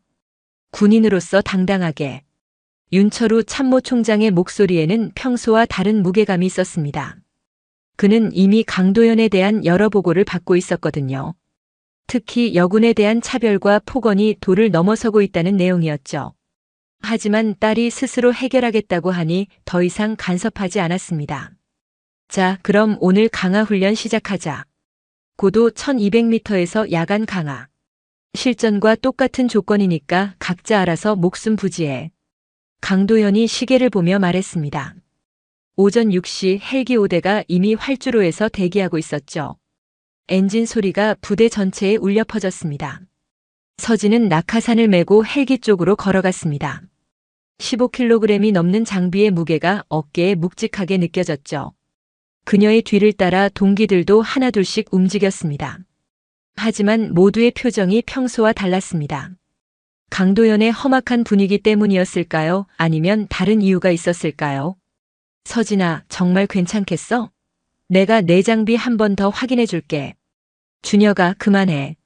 나 이런 거 100번도 넘게 했어. 걱정 마. 서진이 준혁의 어깨를 가볍게 두드렸습니다. 하지만 그녀도 모르게 손끝이 미묘하게 떨리고 있었죠. 이상했습니다. 평소 같으면 이런 긴장감을 느끼지 않았는데 말입니다. 헬기가 이륙하기 시작했습니다. 서진은 네 번째 헬기에 탔습니다. 함께 탄 대원들은 모두 침묵했죠. 창밖으로 보이는 부대 건물들이 점점 작아지고 있었습니다. 고도가 올라갈수록 서진의 가슴 한편에는 묘한 예감이 자리 잡았습니다. 그때 강도현이 무전기를 들고 말했습니다. 오늘 훈련에서 사고 나는 놈 있어도 구조는 나중이야. 훈련이 우선이거든. 특히 여자는 더더욱. 이 말을 들은 서진의 얼굴이 굳어졌습니다. 군 규정상 있을 수 없는 말이었거든요. 인명구조는 모든 것에 우선한다는 게 철칙이었으니까요. 고도 1200m 헬기는 구름 사이를 뚫고 올라가고 있었습니다. 서진은 창밖을 내다보며 깊게 숨을 들이마셨습니다. 아래로는 까마득한 어둠이 펼쳐져 있었죠. 야간 강화 훈련의 가장 어려운 점은 착지 지점을 정확히 판단하는 것이었습니다. 10분 후 강화 시작. 조종사의 목소리가 헬기 내부에 울려 퍼졌습니다. 서진을 포함한 5명의 대원들이 각자 장비를 다시 한번 점검하기 시작했죠. 서진아, 내 낙하산 고리 부분 좀 이상하지 않니? 옆에 앉은 김상병이 걱정스러운 목소리로 말했습니다. 서진이 고개를 돌려 자신의 낙하산을 살펴봤죠. 어디가? 저기 주 낙하산 연결 부위 말이야. 뭔가 실이 풀어진 것 같은데. 서진이 자세히 보니 정말로 낙하산 끈의 일부가 평소보다 얇아 보였습니다. 미세한 차이였지만 숙련된 눈에는 분명히 보였죠. 이상하네. 이렇게 된 적이 없는데. 서진이 낙하산 고리를 만져보려는 순간 무전기에서 강도현의 목소리가 들려왔습니다. 4번째 헬기 쓸데없이 시간 끌지 말고 바로 강화 준비해. 1분 후 점프. 중대장님, 장비 점검이 완전히 끝나지 않았습니다. 김상병이 무전기에 대고 소리쳤지만 강도현은 들은 척도 하지 않았습니다. 명령 불복종이냐? 당장 뛰어내려. 서진은 고민에 빠졌습니다. 낙하산에 문제가 있을 수도 있지만 강도현의 명령을 거부할 수도 없는 상황이었죠. 군인으로서 상관의 명령은 절대적이었거든요. 서진 중위, 나는 반대야. 위험해. 김상병이 간절한 목소리로 말했지만 이미 헬기 문이 열리고 있었습니다. 차가운 밤 공기가 헬기 내부로 쏟아져 들어왔죠. 괜찮을 거야. 보조 낙하산도 있고. 서진이 자신에게 다짐하듯 중얼거렸습니다. 하지만 마음 한구석에는 불안감이 계속 자리 잡고 있었죠. 바로 그때 다른 헬기에서 무전이 들어왔습니다. 박준혁의 목소리였죠. 서진아, 잠깐만. 내 낙하산 다시 한번 확인해. 뭔가 이상해. 뭐가 이상한데? 어젯밤에 장비 창고에 누군가 들어갔었어. 감시 카메라에 찍혔는데 얼굴은 안 보였지만 분명 내 장비함 근처에서 뭔가 했어. 준혁의 말에 서진의 심장이 쿵쾅거리기 시작했습니다. 혹시 정말로 누군가 자신의 장비를 조작한 걸까요? 조교 박준혁. 무슨 허튼 소리야. 당장 입 다물어. 강도현이 화를 내며 소리쳤습니다. 중대장님, 정말로 이상합니다. 서진이 낙하산을 다시 점검해야. 닥쳐. 한마디 더 하면 너도 징계다. 강도현의 협박에 준혁은 더 이상 말하지 못했습니다. 하지만 그의 걱정스러운 눈빛은 여전히 서진을 향하고 있었죠. 30초 후 점프. 윤서진 중위 준비. 조종사가 카운트다운을 시작했습니다. 서진은 헬기 문 앞에 섰습니다. 아래로는 칠흑 같은 어둠이 펼쳐져 있었죠. 바람 소리가 귓가에서 휘몰아쳤습니다. 15초. 서진이 마지막으로 낙하산 고리를 확인했습니다. 분명히 뭔가 이상했지만 이제 되돌릴 수는 없었죠. 10초. 서진아, 뛰지 마. 준혁이 다른 헬기에서 절규하며 소리쳤지만 엔진 소음에 묻혀 잘 들리지 않았습니다. 5초. 서진은 눈을 감았습니다. 아버지의 얼굴이 떠올랐죠. 언제나 자신을 믿어주고 지켜주던 아버지의 모습이요. 점프. 서진이 헬기에서 몸을 던졌습니다. 순간 몸이 허공으로 떨어지는 자유낙하의 짜릿함을 느꼈죠. 바람이 얼굴을 세게 때렸습니다. 3초 후 낙하산 개방. 서진이 마음속으로 카운트를 셌습니다. 이제 낙하산 고리를 당겨야 할 시간이었죠. 하나, 둘, 셋. 서진이 낙하산 고리를 힘껏 당겼습니다. 평소라면 등 뒤에서 낙하산이 펼쳐지며 몸이 확 당겨지는 느낌이 와야 했는데 아무 일도 일어나지 않았습니다. 서진은 여전히 빠른 속도로 땅을 향해 떨어지고 있었죠. 이상해. 서진이 다시 한번 고리를 당겼습니다. 하지만 여전히 낙하산은 펼쳐지지 않았죠. 이때 서진은 끔찍한 진실을 깨달았습니다. 끊어졌어. 줄이 끊어졌어. 낙하산 연결고리가 완전히 절단되어 있었던 겁니다. 누군가 의도적으로 끊어놓은 거였죠. 보조낙하산. 서진이 급하게 보조낙하산 고리에 손을 뻗었습니다. 하지만 1000m 상공에서의 자유낙하 속도는 상상보다 훨씬 빨랐죠. 이미 고도는 600m까지 떨어진 상태였습니다. 서진이다. 서진이가 떨어진다. 다른 헬기에서 서진의 상황을 본 대원들이 비명을 질렀습니다. 준혁은 거의 실신할 뻔했죠. 긴급 상황. 긴급 상황. 낙하산 불량으로 추락 중. 조종사가 급히 무전을 쳤습니다. 구조 헬기 즉시 출동. 응급의료진 대기. 기지에서 긴급 지시가 내려왔지만 이미 늦어 보였습니다. 서진은 필사적으로 보조 낙하산을 펼치려 했지만 고도가 너무 낮아졌습니다. 300m, 200m, 100m. 땅이 빠르게 다가오고 있었죠. 아버지. 서진이 마지막으로 중얼거렸습니다. 바로 그 순간 기적적으로 보조 낙하산이 펼쳐졌습니다. 하지만 너무 늦었죠. 서진의 몸은 숲속 나무들 사이로 그대로 떨어져 내렸습니다. 쾅! 엄청난 충격음과 함께 서진이 땅에 추락했습니다. 주변은 순식간에 조용해졌죠. 서진아! 서진아! 준혁이 무전기에 대고 절규했지만 아무 대답이 없었습니다. 죽었나? 죽었어? 강도현이 무전기를 붙들고 차가운 목소리로 물었습니다. 서진이 추락한 지 채 5분도 지나지 않은 상황이었는데 그는 마치 예상했던 일이라는 듯 침착했죠. 중대장님, 그게 지금 할 말입니까? 박준혁이 헬기에서 절규하며 소리쳤습니다. 그의 목소리는 울음이 섞여 있었죠. 함께 훈련받던 동기가 눈앞에서 추락하는 모습을 본 충격이 얼마나 컸을까요? 조교, 내가 뭔데 나한테 반말이야? 사고는 사고야. 여자가 남자 훈련 따라하려다 생긴 일이지. 내가 뭐라고 했나? 여자들은 위험하다고 했잖아. 강도현의 말에 다른 헬기의 조종사들까지 경악했습니다. 동료가 추락했는데도 전혀 동요하지 않는 모습이 소름 끼쳤거든요. 오히려 자신이 옳았다는 듯 말하고 있었으니까요. 중대장님, 지금이 그런 말할 때입니까? 당장 구조 작업이 우선이지 않습니까? 김상병이 분노를 참지 못하고 소리쳤습니다. 닥쳐. 구조는 구조대가 알아서 할 일이야. 우리는 훈련 계속 진행한다. 미쳤습니까? 동료가 죽어가는데 훈련을 계속하라고요? 군인이 죽는 게 뭐가 특별한가? 전쟁 나면 매일 죽어나가는데. 강도현의 차가운 말에 모든 대원들이 분노했습니다. 하지만 계급 사회인 군대에서 상관에게 직접적으로 반항할 수는 없었죠. 한편 추락 지점에서는 서진이 나무 사이에 끼어 의식을 잃은 채 매달려 있었습니다. 보조 낙하산이 나뭇가지에 걸려 있었기 때문에 땅에 직접 충돌하지는 않았지만 그 과정에서 등과 허리에 심각한 충격을 받았죠.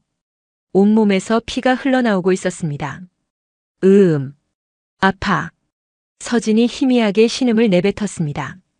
온몸이 마비된 것처럼 움직이지 않았죠.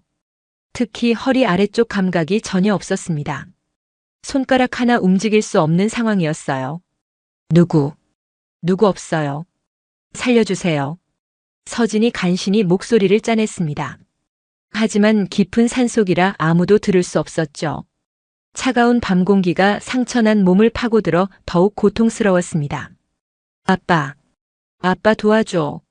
무서워.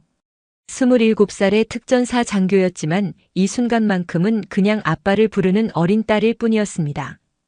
바로 그때 첫 번째 구조 헬기가 도착했습니다. 하지만 나무가 울창해서 직접 착륙할 수는 없는 상황이었죠. 인명구조사 투입. 로프로 하강. 빨리 움직여.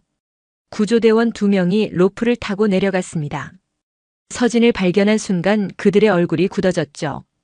의식 있음. 하지만 척추 손상 의심. 다리 감각 없다고 합니다. 긴급 후송 필요. 혈압이 계속 떨어지고 있어. 뇌출혈 가능성 높아.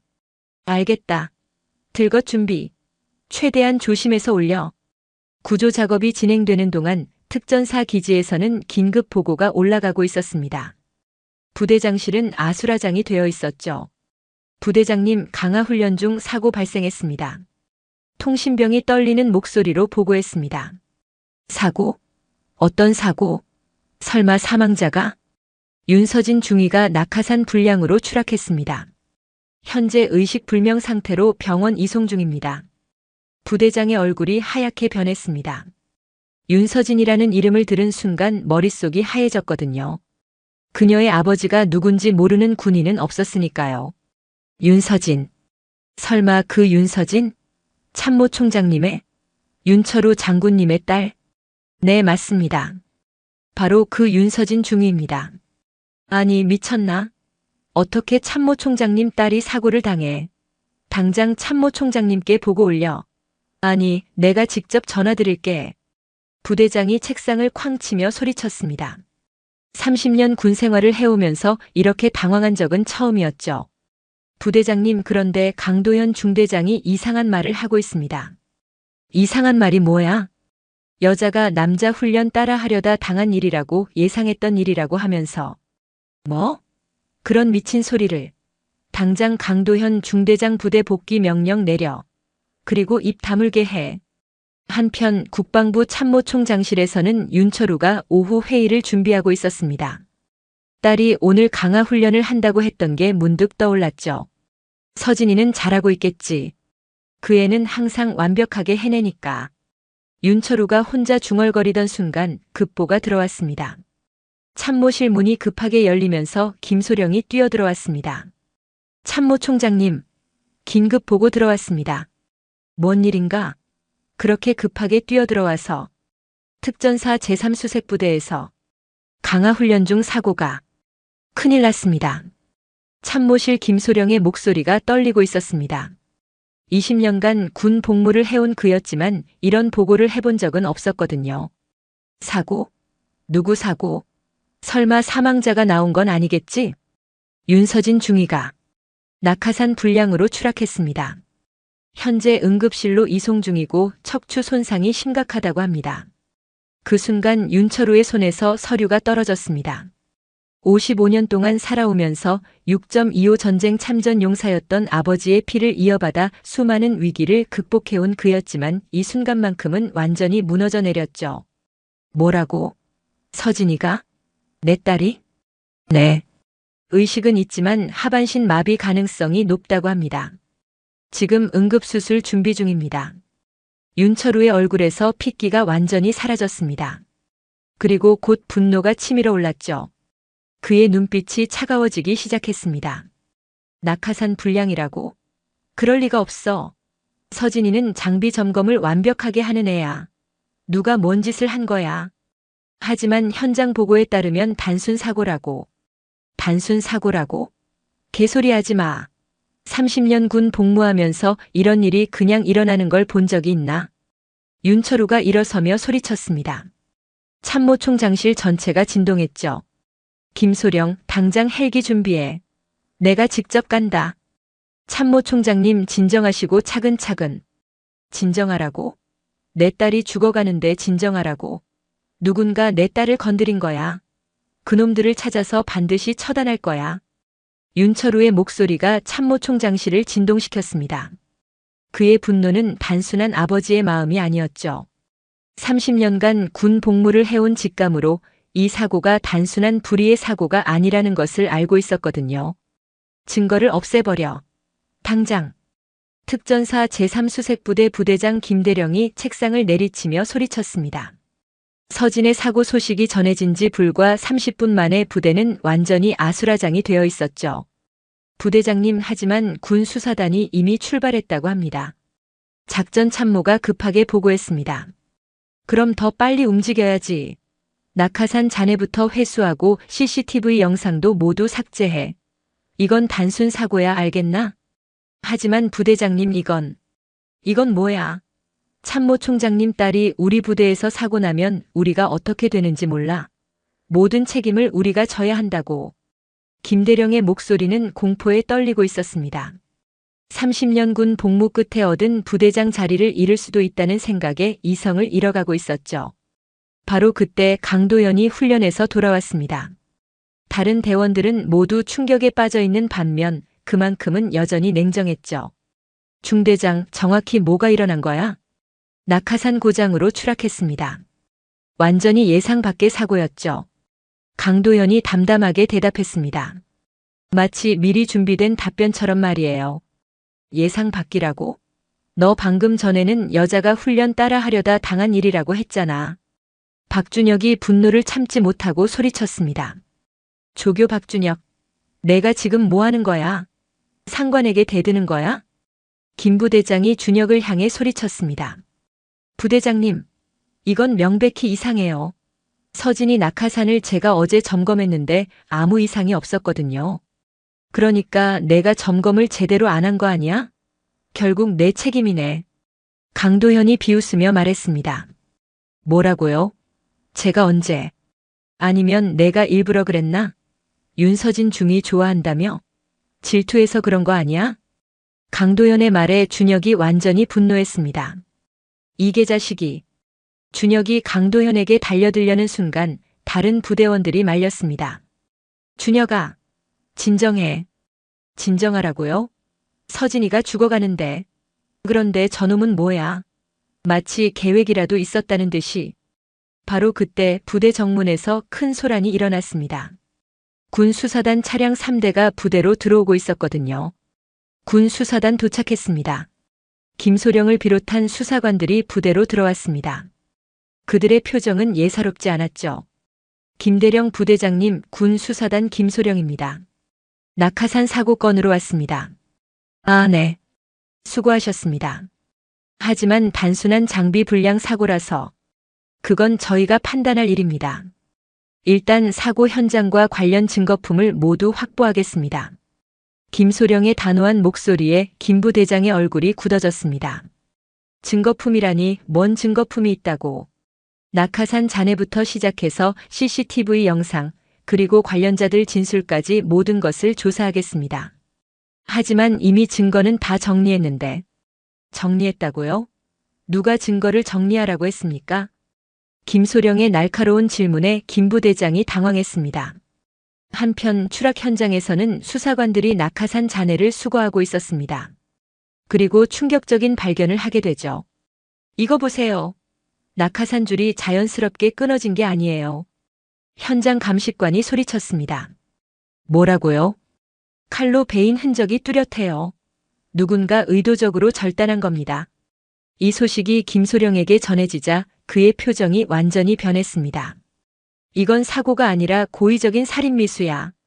김소령이 즉시 윤철우 참모총장에게 전화를 걸었습니다. 참모총장님, 김소령입니다. 중대한 사실을 발견했습니다. 뭔 일인가? 서진 중위의 낙하산 줄에 칼 자국이 있었습니다. 누군가 의도적으로 끄는 겁니다. 전화 너머로 윤철우의 거친 숨소리가 들려왔습니다. 그 말이 사실인가? 네, 확실합니다. 이건 명백한 살인 시도입니다.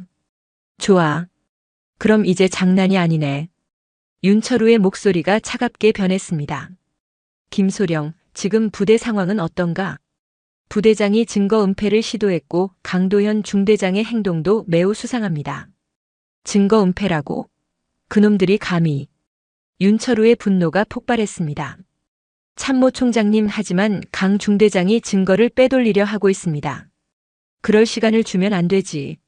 김소령, 당장 부대 전체를 봉쇄해. 봉쇄요?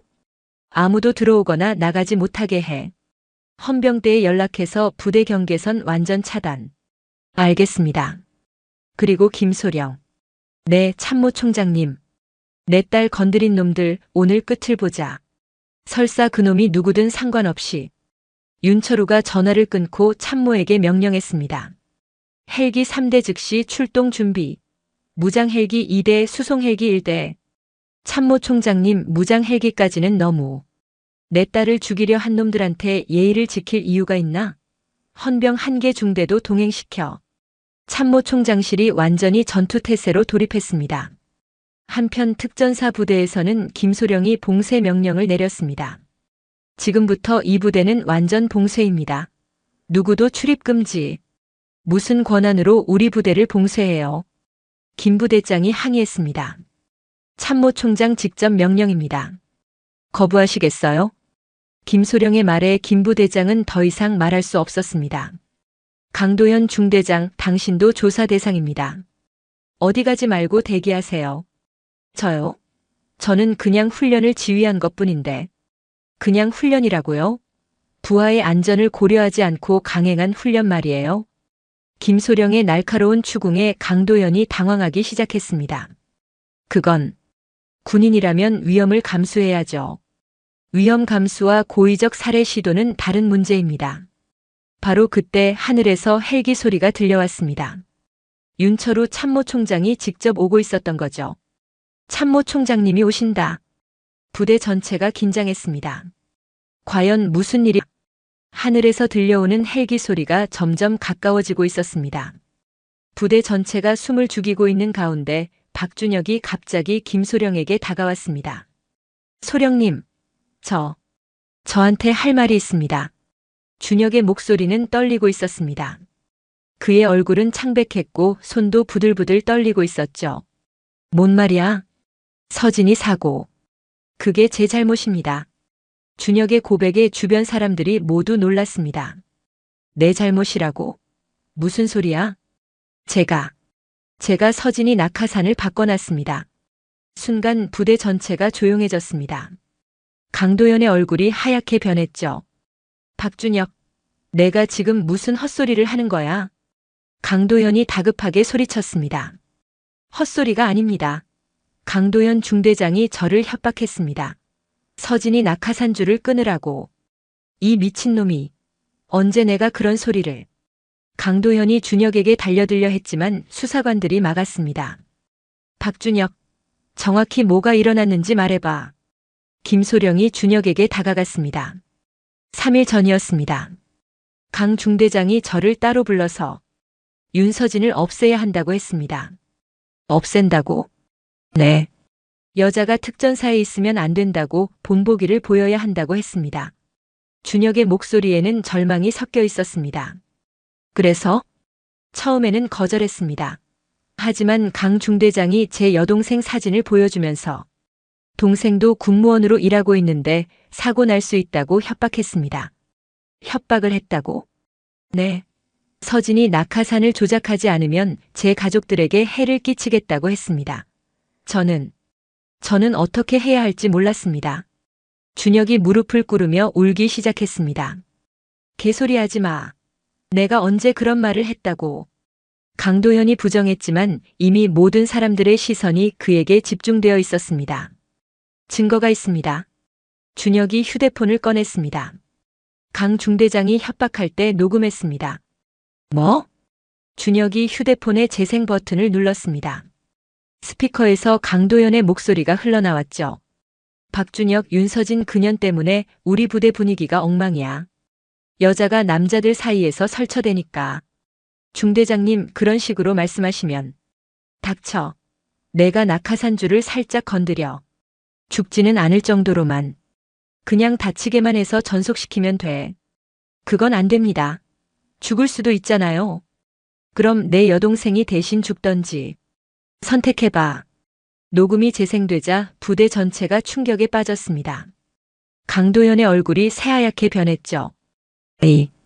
이건 조작된 거야. 합성이야. 합성이라고요? 그럼 이것도 합성인가요? 준혁이 또 다른 파일을 재생했습니다. 준혁아, 확실히 해. 내일 훈련에서 사고 나면 누구 책임인지 알지? 내가 점검 담당이니까 내 책임이야. 중대장님, 정말로 이러시면 안 됩니다. 안 된다고? 그럼 내 가족들한테 무슨 일이 일어날지 각오해. 녹음을 들은 김 부대장도 충격에 빠졌습니다. 강도현, 내가 정말로 이런 짓을. 부대장님, 저는 억울합니다. 이건 모함입니다. 강도현이 발악했지만 이미 모든 증거가 드러난 상황이었습니다. 바로 그때 헬기 착륙 소리가 들려왔습니다.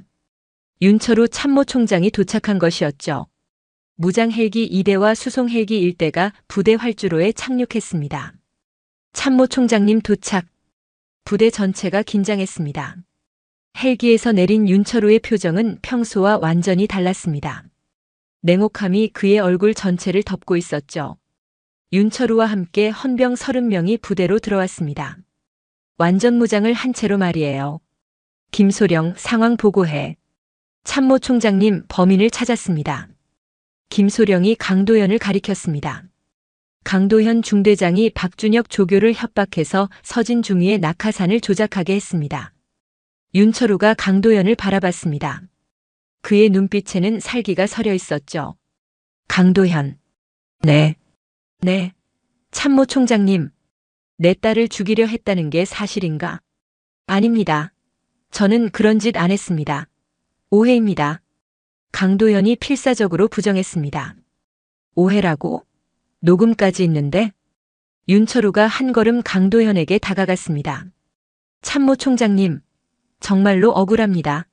저는 38년 동안 살면서 여자를 그렇게 차별해왔나? 윤철우의 목소리가 차가웠습니다. 차별이 아니라 현실적으로. 현실적으로? 내 딸이 너보다 훨씬 우수한 군인인데도. 하지만 여자는 뭐? 윤철우의 목소리가 점점 높아졌습니다. 군대에 있으면 안 되는 존재라고. 그래서 죽여도 된다고. 죽이려던 게 아니라 다치게만. 1200m에서 낙하산 없이 떨어지면 죽는다는 걸 모르나? 윤철우가 강도현의 멱살을 잡았습니다. 내 딸이 지금 병원에서 하반신 마비 진단받고 있어. 평생 걷지 못할 수도 있다고 해. 그래도 죽이려던 게 아니라고. 참모총장님, 저는 정말 헌병들, 강도현 체포해. 윤철우의 명령에 헌병들이 강도현에게 다가갔습니다. 아닙니다. 저는 억울해요. 정말 억울하다고요. 강도현이 발악했지만 소용없었습니다. 박준혁도 공범이니까 함께 구속해. 참모총장님, 준혁이는 협박받은 거잖아요. 김상병이 항의했습니다. 협박받았어도 실행한 건 사실이야. 내 딸을 죽일 뻔한 거야. 윤철우의 분노는 가라앉지 않았습니다. 하지만 준혁이는 양심의 가책을 느끼고 자백했잖아요. 자백했다고 죄가 없어지나? 내 딸은 이미 다쳤어. 참모총장님 진정하세요. 김소령이 말했습니다. 진정하라고? 내가 어떻게 진정해? 윤철우가 소리쳤습니다. 그의 목소리가 부대 전체에 울려 퍼졌죠. 내 딸 때문에 고생한 놈들이 또 있나? 윤철우가 부대 전체를 둘러보며 차가운 목소리로 물었습니다. 헌병들이 강도현과 박준혁을 끌고 가는 모습을 보면서도 그의 분노는 전혀 가라앉지 않았죠. 참모총장님, 일단 병원부터 가보시는 게. 김소령이 조심스럽게 말했지만 윤철우는 고개를 저었습니다. 아직 끝난 게 아니야. 이놈들이 전부일 리가 없어. 윤철우가 김 부대장을 바라봤습니다. 김대령, 내가 증거인멸을 시도했다는 보고를 받았는데 그건 그냥 정리 차원에서. 정리? 내 딸이 죽어가는데 증거를 정리했다고. 윤철우의 목소리가 얼음처럼 차가워졌습니다. 참모총장님, 정말 그런 의도가 아니었습니다. 단순히?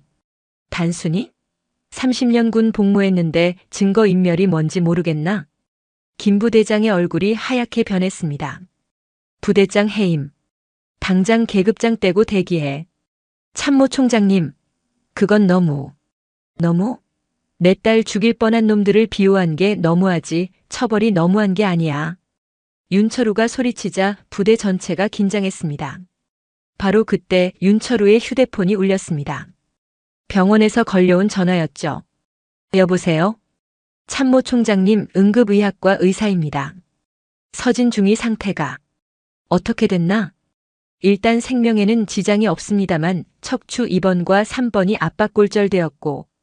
그래서 결론이 뭐야? 윤철우가 다급하게 물었습니다. 하반신 완전 마비입니다. 회복 가능성은 매우 낮습니다. 그 순간 윤철우의 손에서 휴대폰이 떨어졌습니다. 완전 마비. 그 말이 머릿속에서 계속 맴돌았죠. 완전 마비라고. 내 딸이. 윤철우의 목소리가 떨리기 시작했습니다. 그리고 곧 폭발적인 분노가 치밀어 올랐죠. 다 죽여버릴 거야. 내 딸 망가뜨린 놈들. 윤철우가 주먹으로 벽을 치며 소리쳤습니다. 참모총장님, 진정하세요. 진정하라고? 27살짜리 내 딸이 평생 휠체어 타고 살아야 하는데 윤철우의 절규가 부대 전체에 울려 퍼졌습니다. 군인으로서 나라를 위해 복무하겠다던 내 딸이 동료한테 배신당해서 평생 장애인이 됐는데 주변 사람들이 모두 고개를 숙였습니다.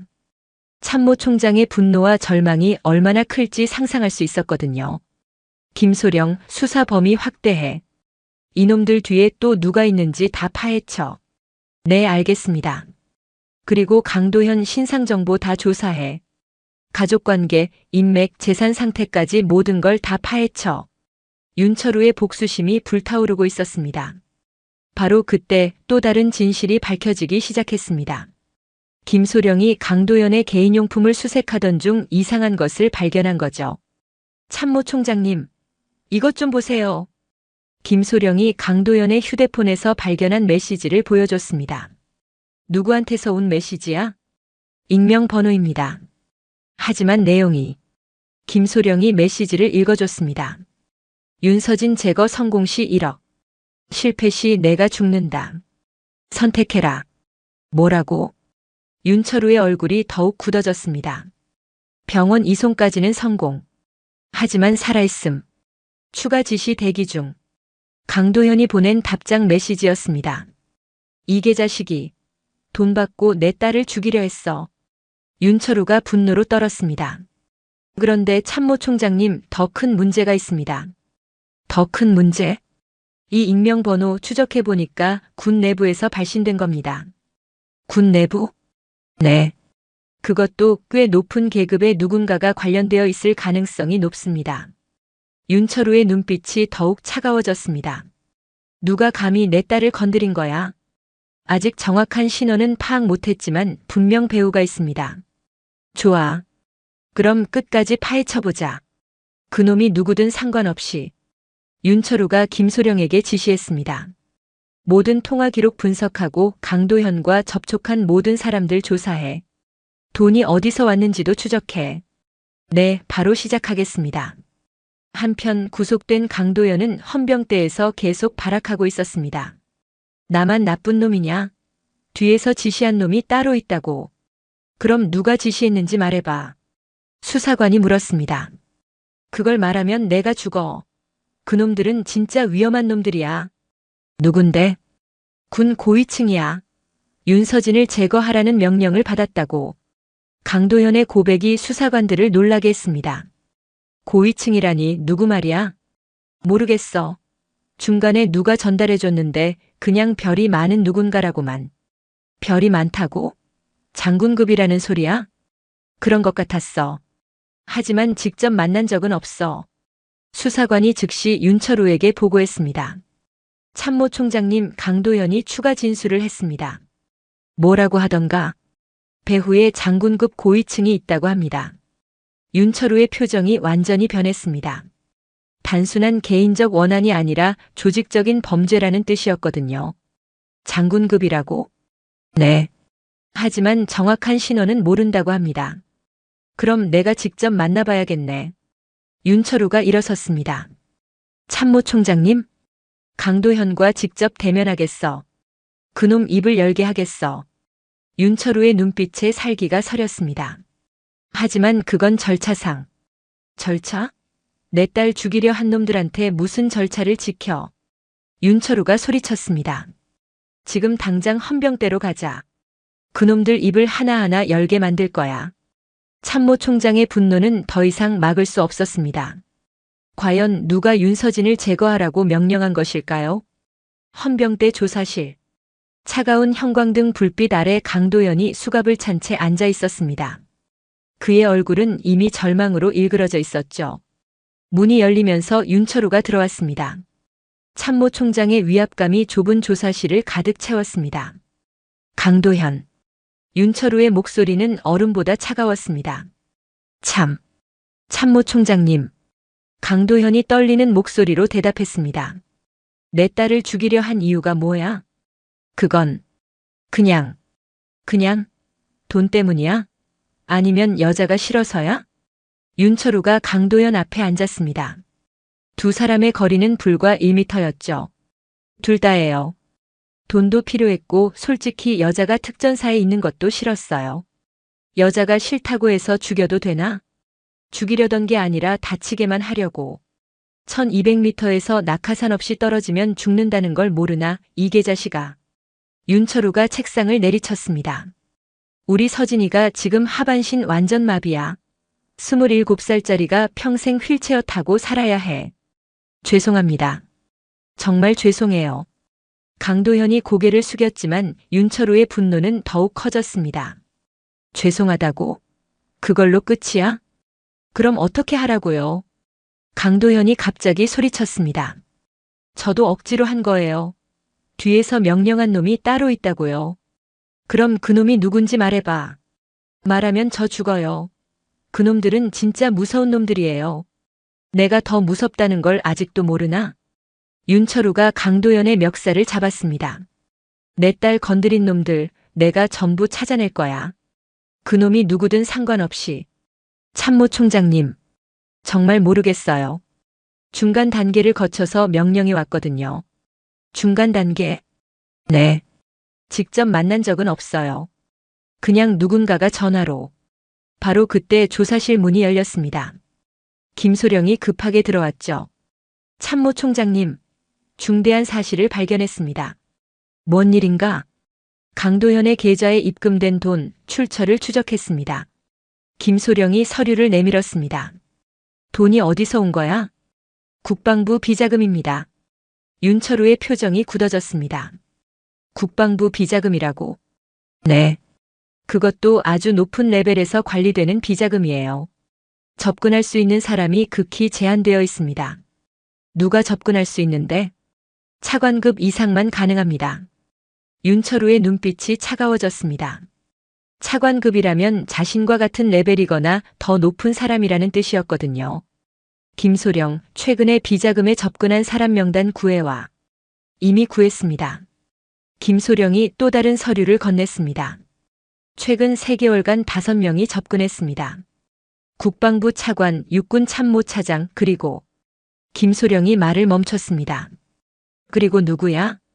합참의장님과 부의장님 그리고 정보사령관입니다. 윤철우가 명단을 보며 생각에 잠겼습니다. 이 5명 중에 자신의 딸을 죽이려 한 놈이 있다는 뜻이었죠. 이 중에서 윤서진을 제거할 동기가 있는 놈이 누구일까? 그건 바로 그때 강도현이 입을 열었습니다. 저 기억나는 게 있어요. 뭐가?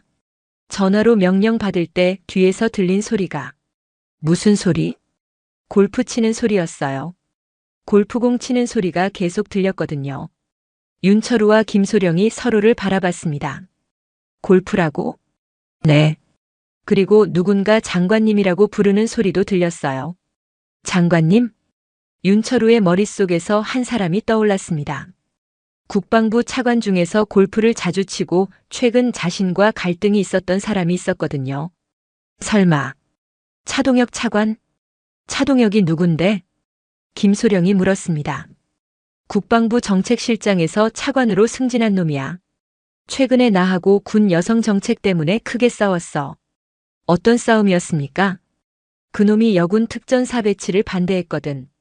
여자들은 전투부대에 적합하지 않다면서 없애버리자고 했어.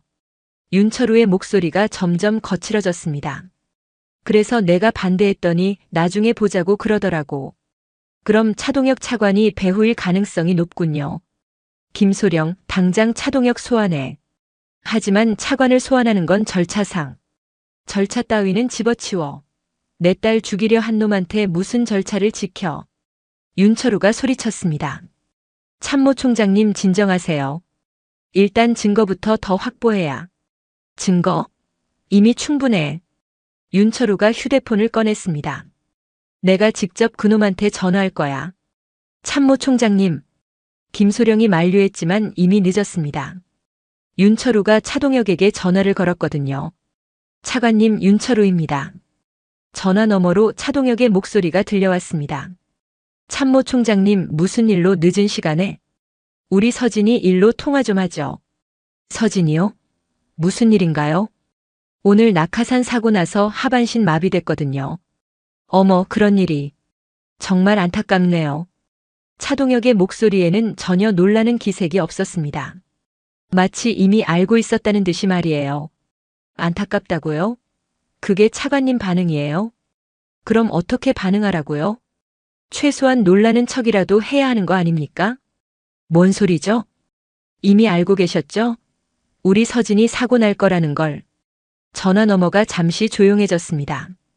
참모 총장님 무슨 말씀을 하시는 건지. 차관님이 시킨 거죠? 내 딸 죽이라고. 미쳤습니까? 그런 말을 함부로 하면 어떻게 해요? 함부로? 증거가 다 있는데 함부로 해요? 윤철우의 목소리가 점점 높아졌습니다. 무슨 증거가 있다고? 강도현 입에서 다 나왔어요. 골프 치면서 명령했다고. 전화 너머가 완전히 조용해졌습니다. 전화 너머의 긴 침묵이 끝나고 차동혁의 떨리는 목소리가 들려왔습니다. 참모 총장님, 그게 무슨 소리냐고요? 이제 와서 발뺌하려고요? 윤철우의 목소리가 조사실 전체에 울려 퍼졌습니다. 저는 정말 모르겠습니다. 모른다고요? 그럼 국방부 비자금은 누가 빼돌린 거예요? 비자금이 뭐? 1억 원. 내 딸 죽이는 대가로 1억 원 줬죠. 전화가 뚝 끊어졌습니다. 차동혁이 전화를 끊어버린 것이죠. 이게 자식이. 윤철우가 휴대폰을 내동댕이 쳤습니다. 김소령. 당장 차동혁 긴급 체포영장 신청해. 네. 바로 하겠습니다. 그리고 헌병 2개 중대 출동시켜. 차동혁 자택과 사무실 동시에 수색. 윤철우의 명령이 떨어지자마자 헌병대가 움직이기 시작했습니다. 1시간 후 차동혁의 자택에서 결정적 증거가 발견됐습니다. 강도현과 주고받은 문자 메시지와 통화 녹음 파일이었죠. 참모 총장님, 차동혁 자택에서 증거 확보했습니다. 김소령이 급하게 보고했습니다. 뭘 찾았나? 강도현과의 모든 대화를 녹음해둔 파일입니다. 그리고 비자금 유용 내역까지. 그놈이 왜 그런 걸 보관하고 있던 거야? 아마 나중에 자기 보신용으로 보관했던 것 같습니다.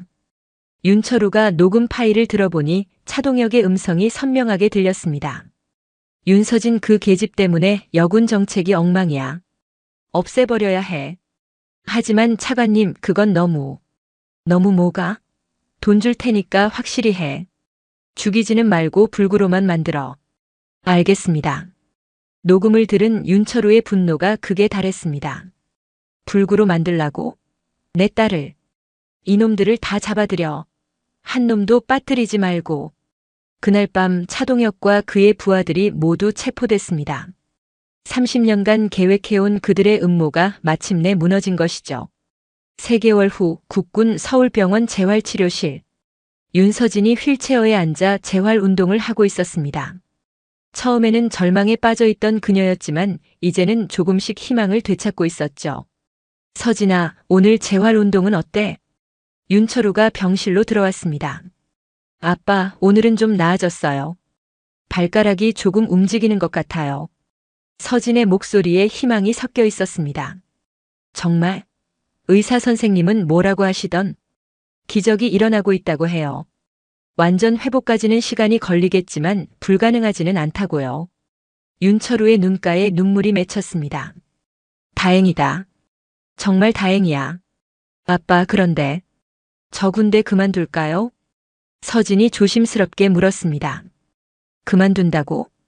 이렇게 된 마당에 계속 군인으로 있을 수 있을까요? 다른 사람들 눈치도 보이고. 윤철우가 서진의 손을 꼭 잡았습니다. 서진아, 내가 포기하면 안 돼. 하지만 아빠, 너 때문에 군대가 바뀌고 있어. 여군에 대한 인식이 완전히 달라졌다고. 정말요? 그럼. 차동혁 사건 이후로 국방부에서 여군 차별금지법을 만들었어. 그리고 모든 부대에 여군 보호 규정도 신설됐고. 서진의 눈빛이 조금씩 밝아졌습니다. 그리고 서진아. 네? 내가 더 높이 올라가서 내 밑에 있는 여군들을 지켜야 해. 내가 포기하면 다른 여군들은 어떻게 해? 아빠 말이 맞아요. 제가 포기하면 안 되죠. 서진이 다시 결의를 다졌습니다. 6개월 후 기적이 일어났습니다. 서진이 다시 걸을 수 있게 된 것이죠. 의료진들도 놀랄 정도의 회복력이었습니다. 서진 중위 정말 대단하십니다. 완전히 회복되셨네요. 담당 의사가 감탄하며 말했습니다. 감사합니다. 포기하지 않아서 가능한 일이었던 것 같아요. 서진이 미소를 지으며 대답했습니다. 복귀 후 1년 특전사 부대는 완전히 달라져 있었습니다. 강도현 사건 이후 모든 부대에서 여군 차별이 철저히 금지됐고 오히려 여군들을 더욱 배려하는 문화가 자리 잡았죠. 서진 소령 축하드립니다. 박준혁이 서진에게 축하 인사를 건넸습니다. 그는 사건 후 진심으로 반성하고 서진을 가장 든든하게 지원하는 동료가 되어 있었죠. 고마워 준혁아. 내가 양심 고백을 해줘서 진실이 밝혀질 수 있었어. 정말 죄송했어요. 그때 제가 더 용기를 냈어야 했는데. 이제 됐어. 우리 앞만 보자. 서진이 준혁의 어깨를 두드렸습니다. 그로부터 2년 후 국방부 대회의실. 윤서진 소령을 특전사 제1대대장으로 임명한다. 국방장관의 발표에 회의실이 박수로 가득 찼습니다. 대한민국 최초의 여성 특전사 대대장이 탄생하는 순간이었죠. 대대장님, 축하드립니다. 부하들이 일제히 축하 인사를 건넸습니다. 감사합니다. 앞으로 더 열심히 하겠습니다. 서진이 당당하게 대답했습니다. 임명식이 끝난 후 윤철우가 딸에게 다가왔습니다. 서진아, 정말 자랑스럽다. 아빠, 모든 게 아빠 덕분이에요. 아니야. 내가 포기하지 않았기 때문이야. 앞으로도 더 열심히 할게요. 제 밑에서 일할 여군들을 잘 보호하고 지도하겠어요.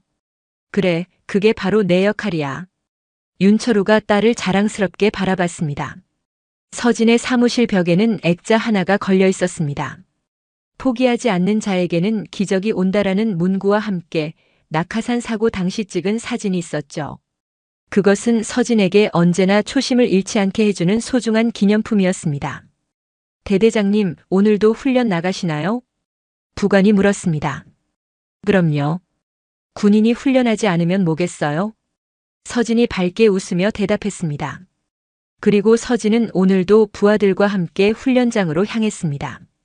더 이상 차별받지 않는 진정한 실력으로 인정받는 군인으로서 말이죠. 오늘 이야기 어떠셨나요? 과연 절망적인 상황에서도 희망을 포기하지 않는 것이 얼마나 중요할까요?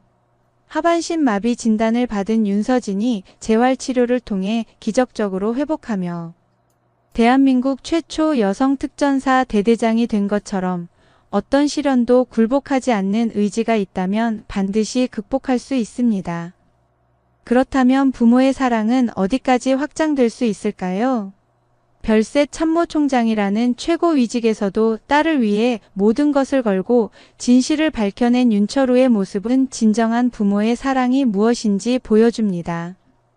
차별과 편견에 굴복하지 않고 당당히 맞서는 용기야말로 세상을 바꾸는 가장 강력한 무기라는 것을 깨닫고 사회 전체의 변화와 발전으로 이어질 수 있다는 희망적 메시지를 전달하며 정의는 비록 늦더라도 반드시 승리한다는 불변의 진리를 확인시켜 주었습니다.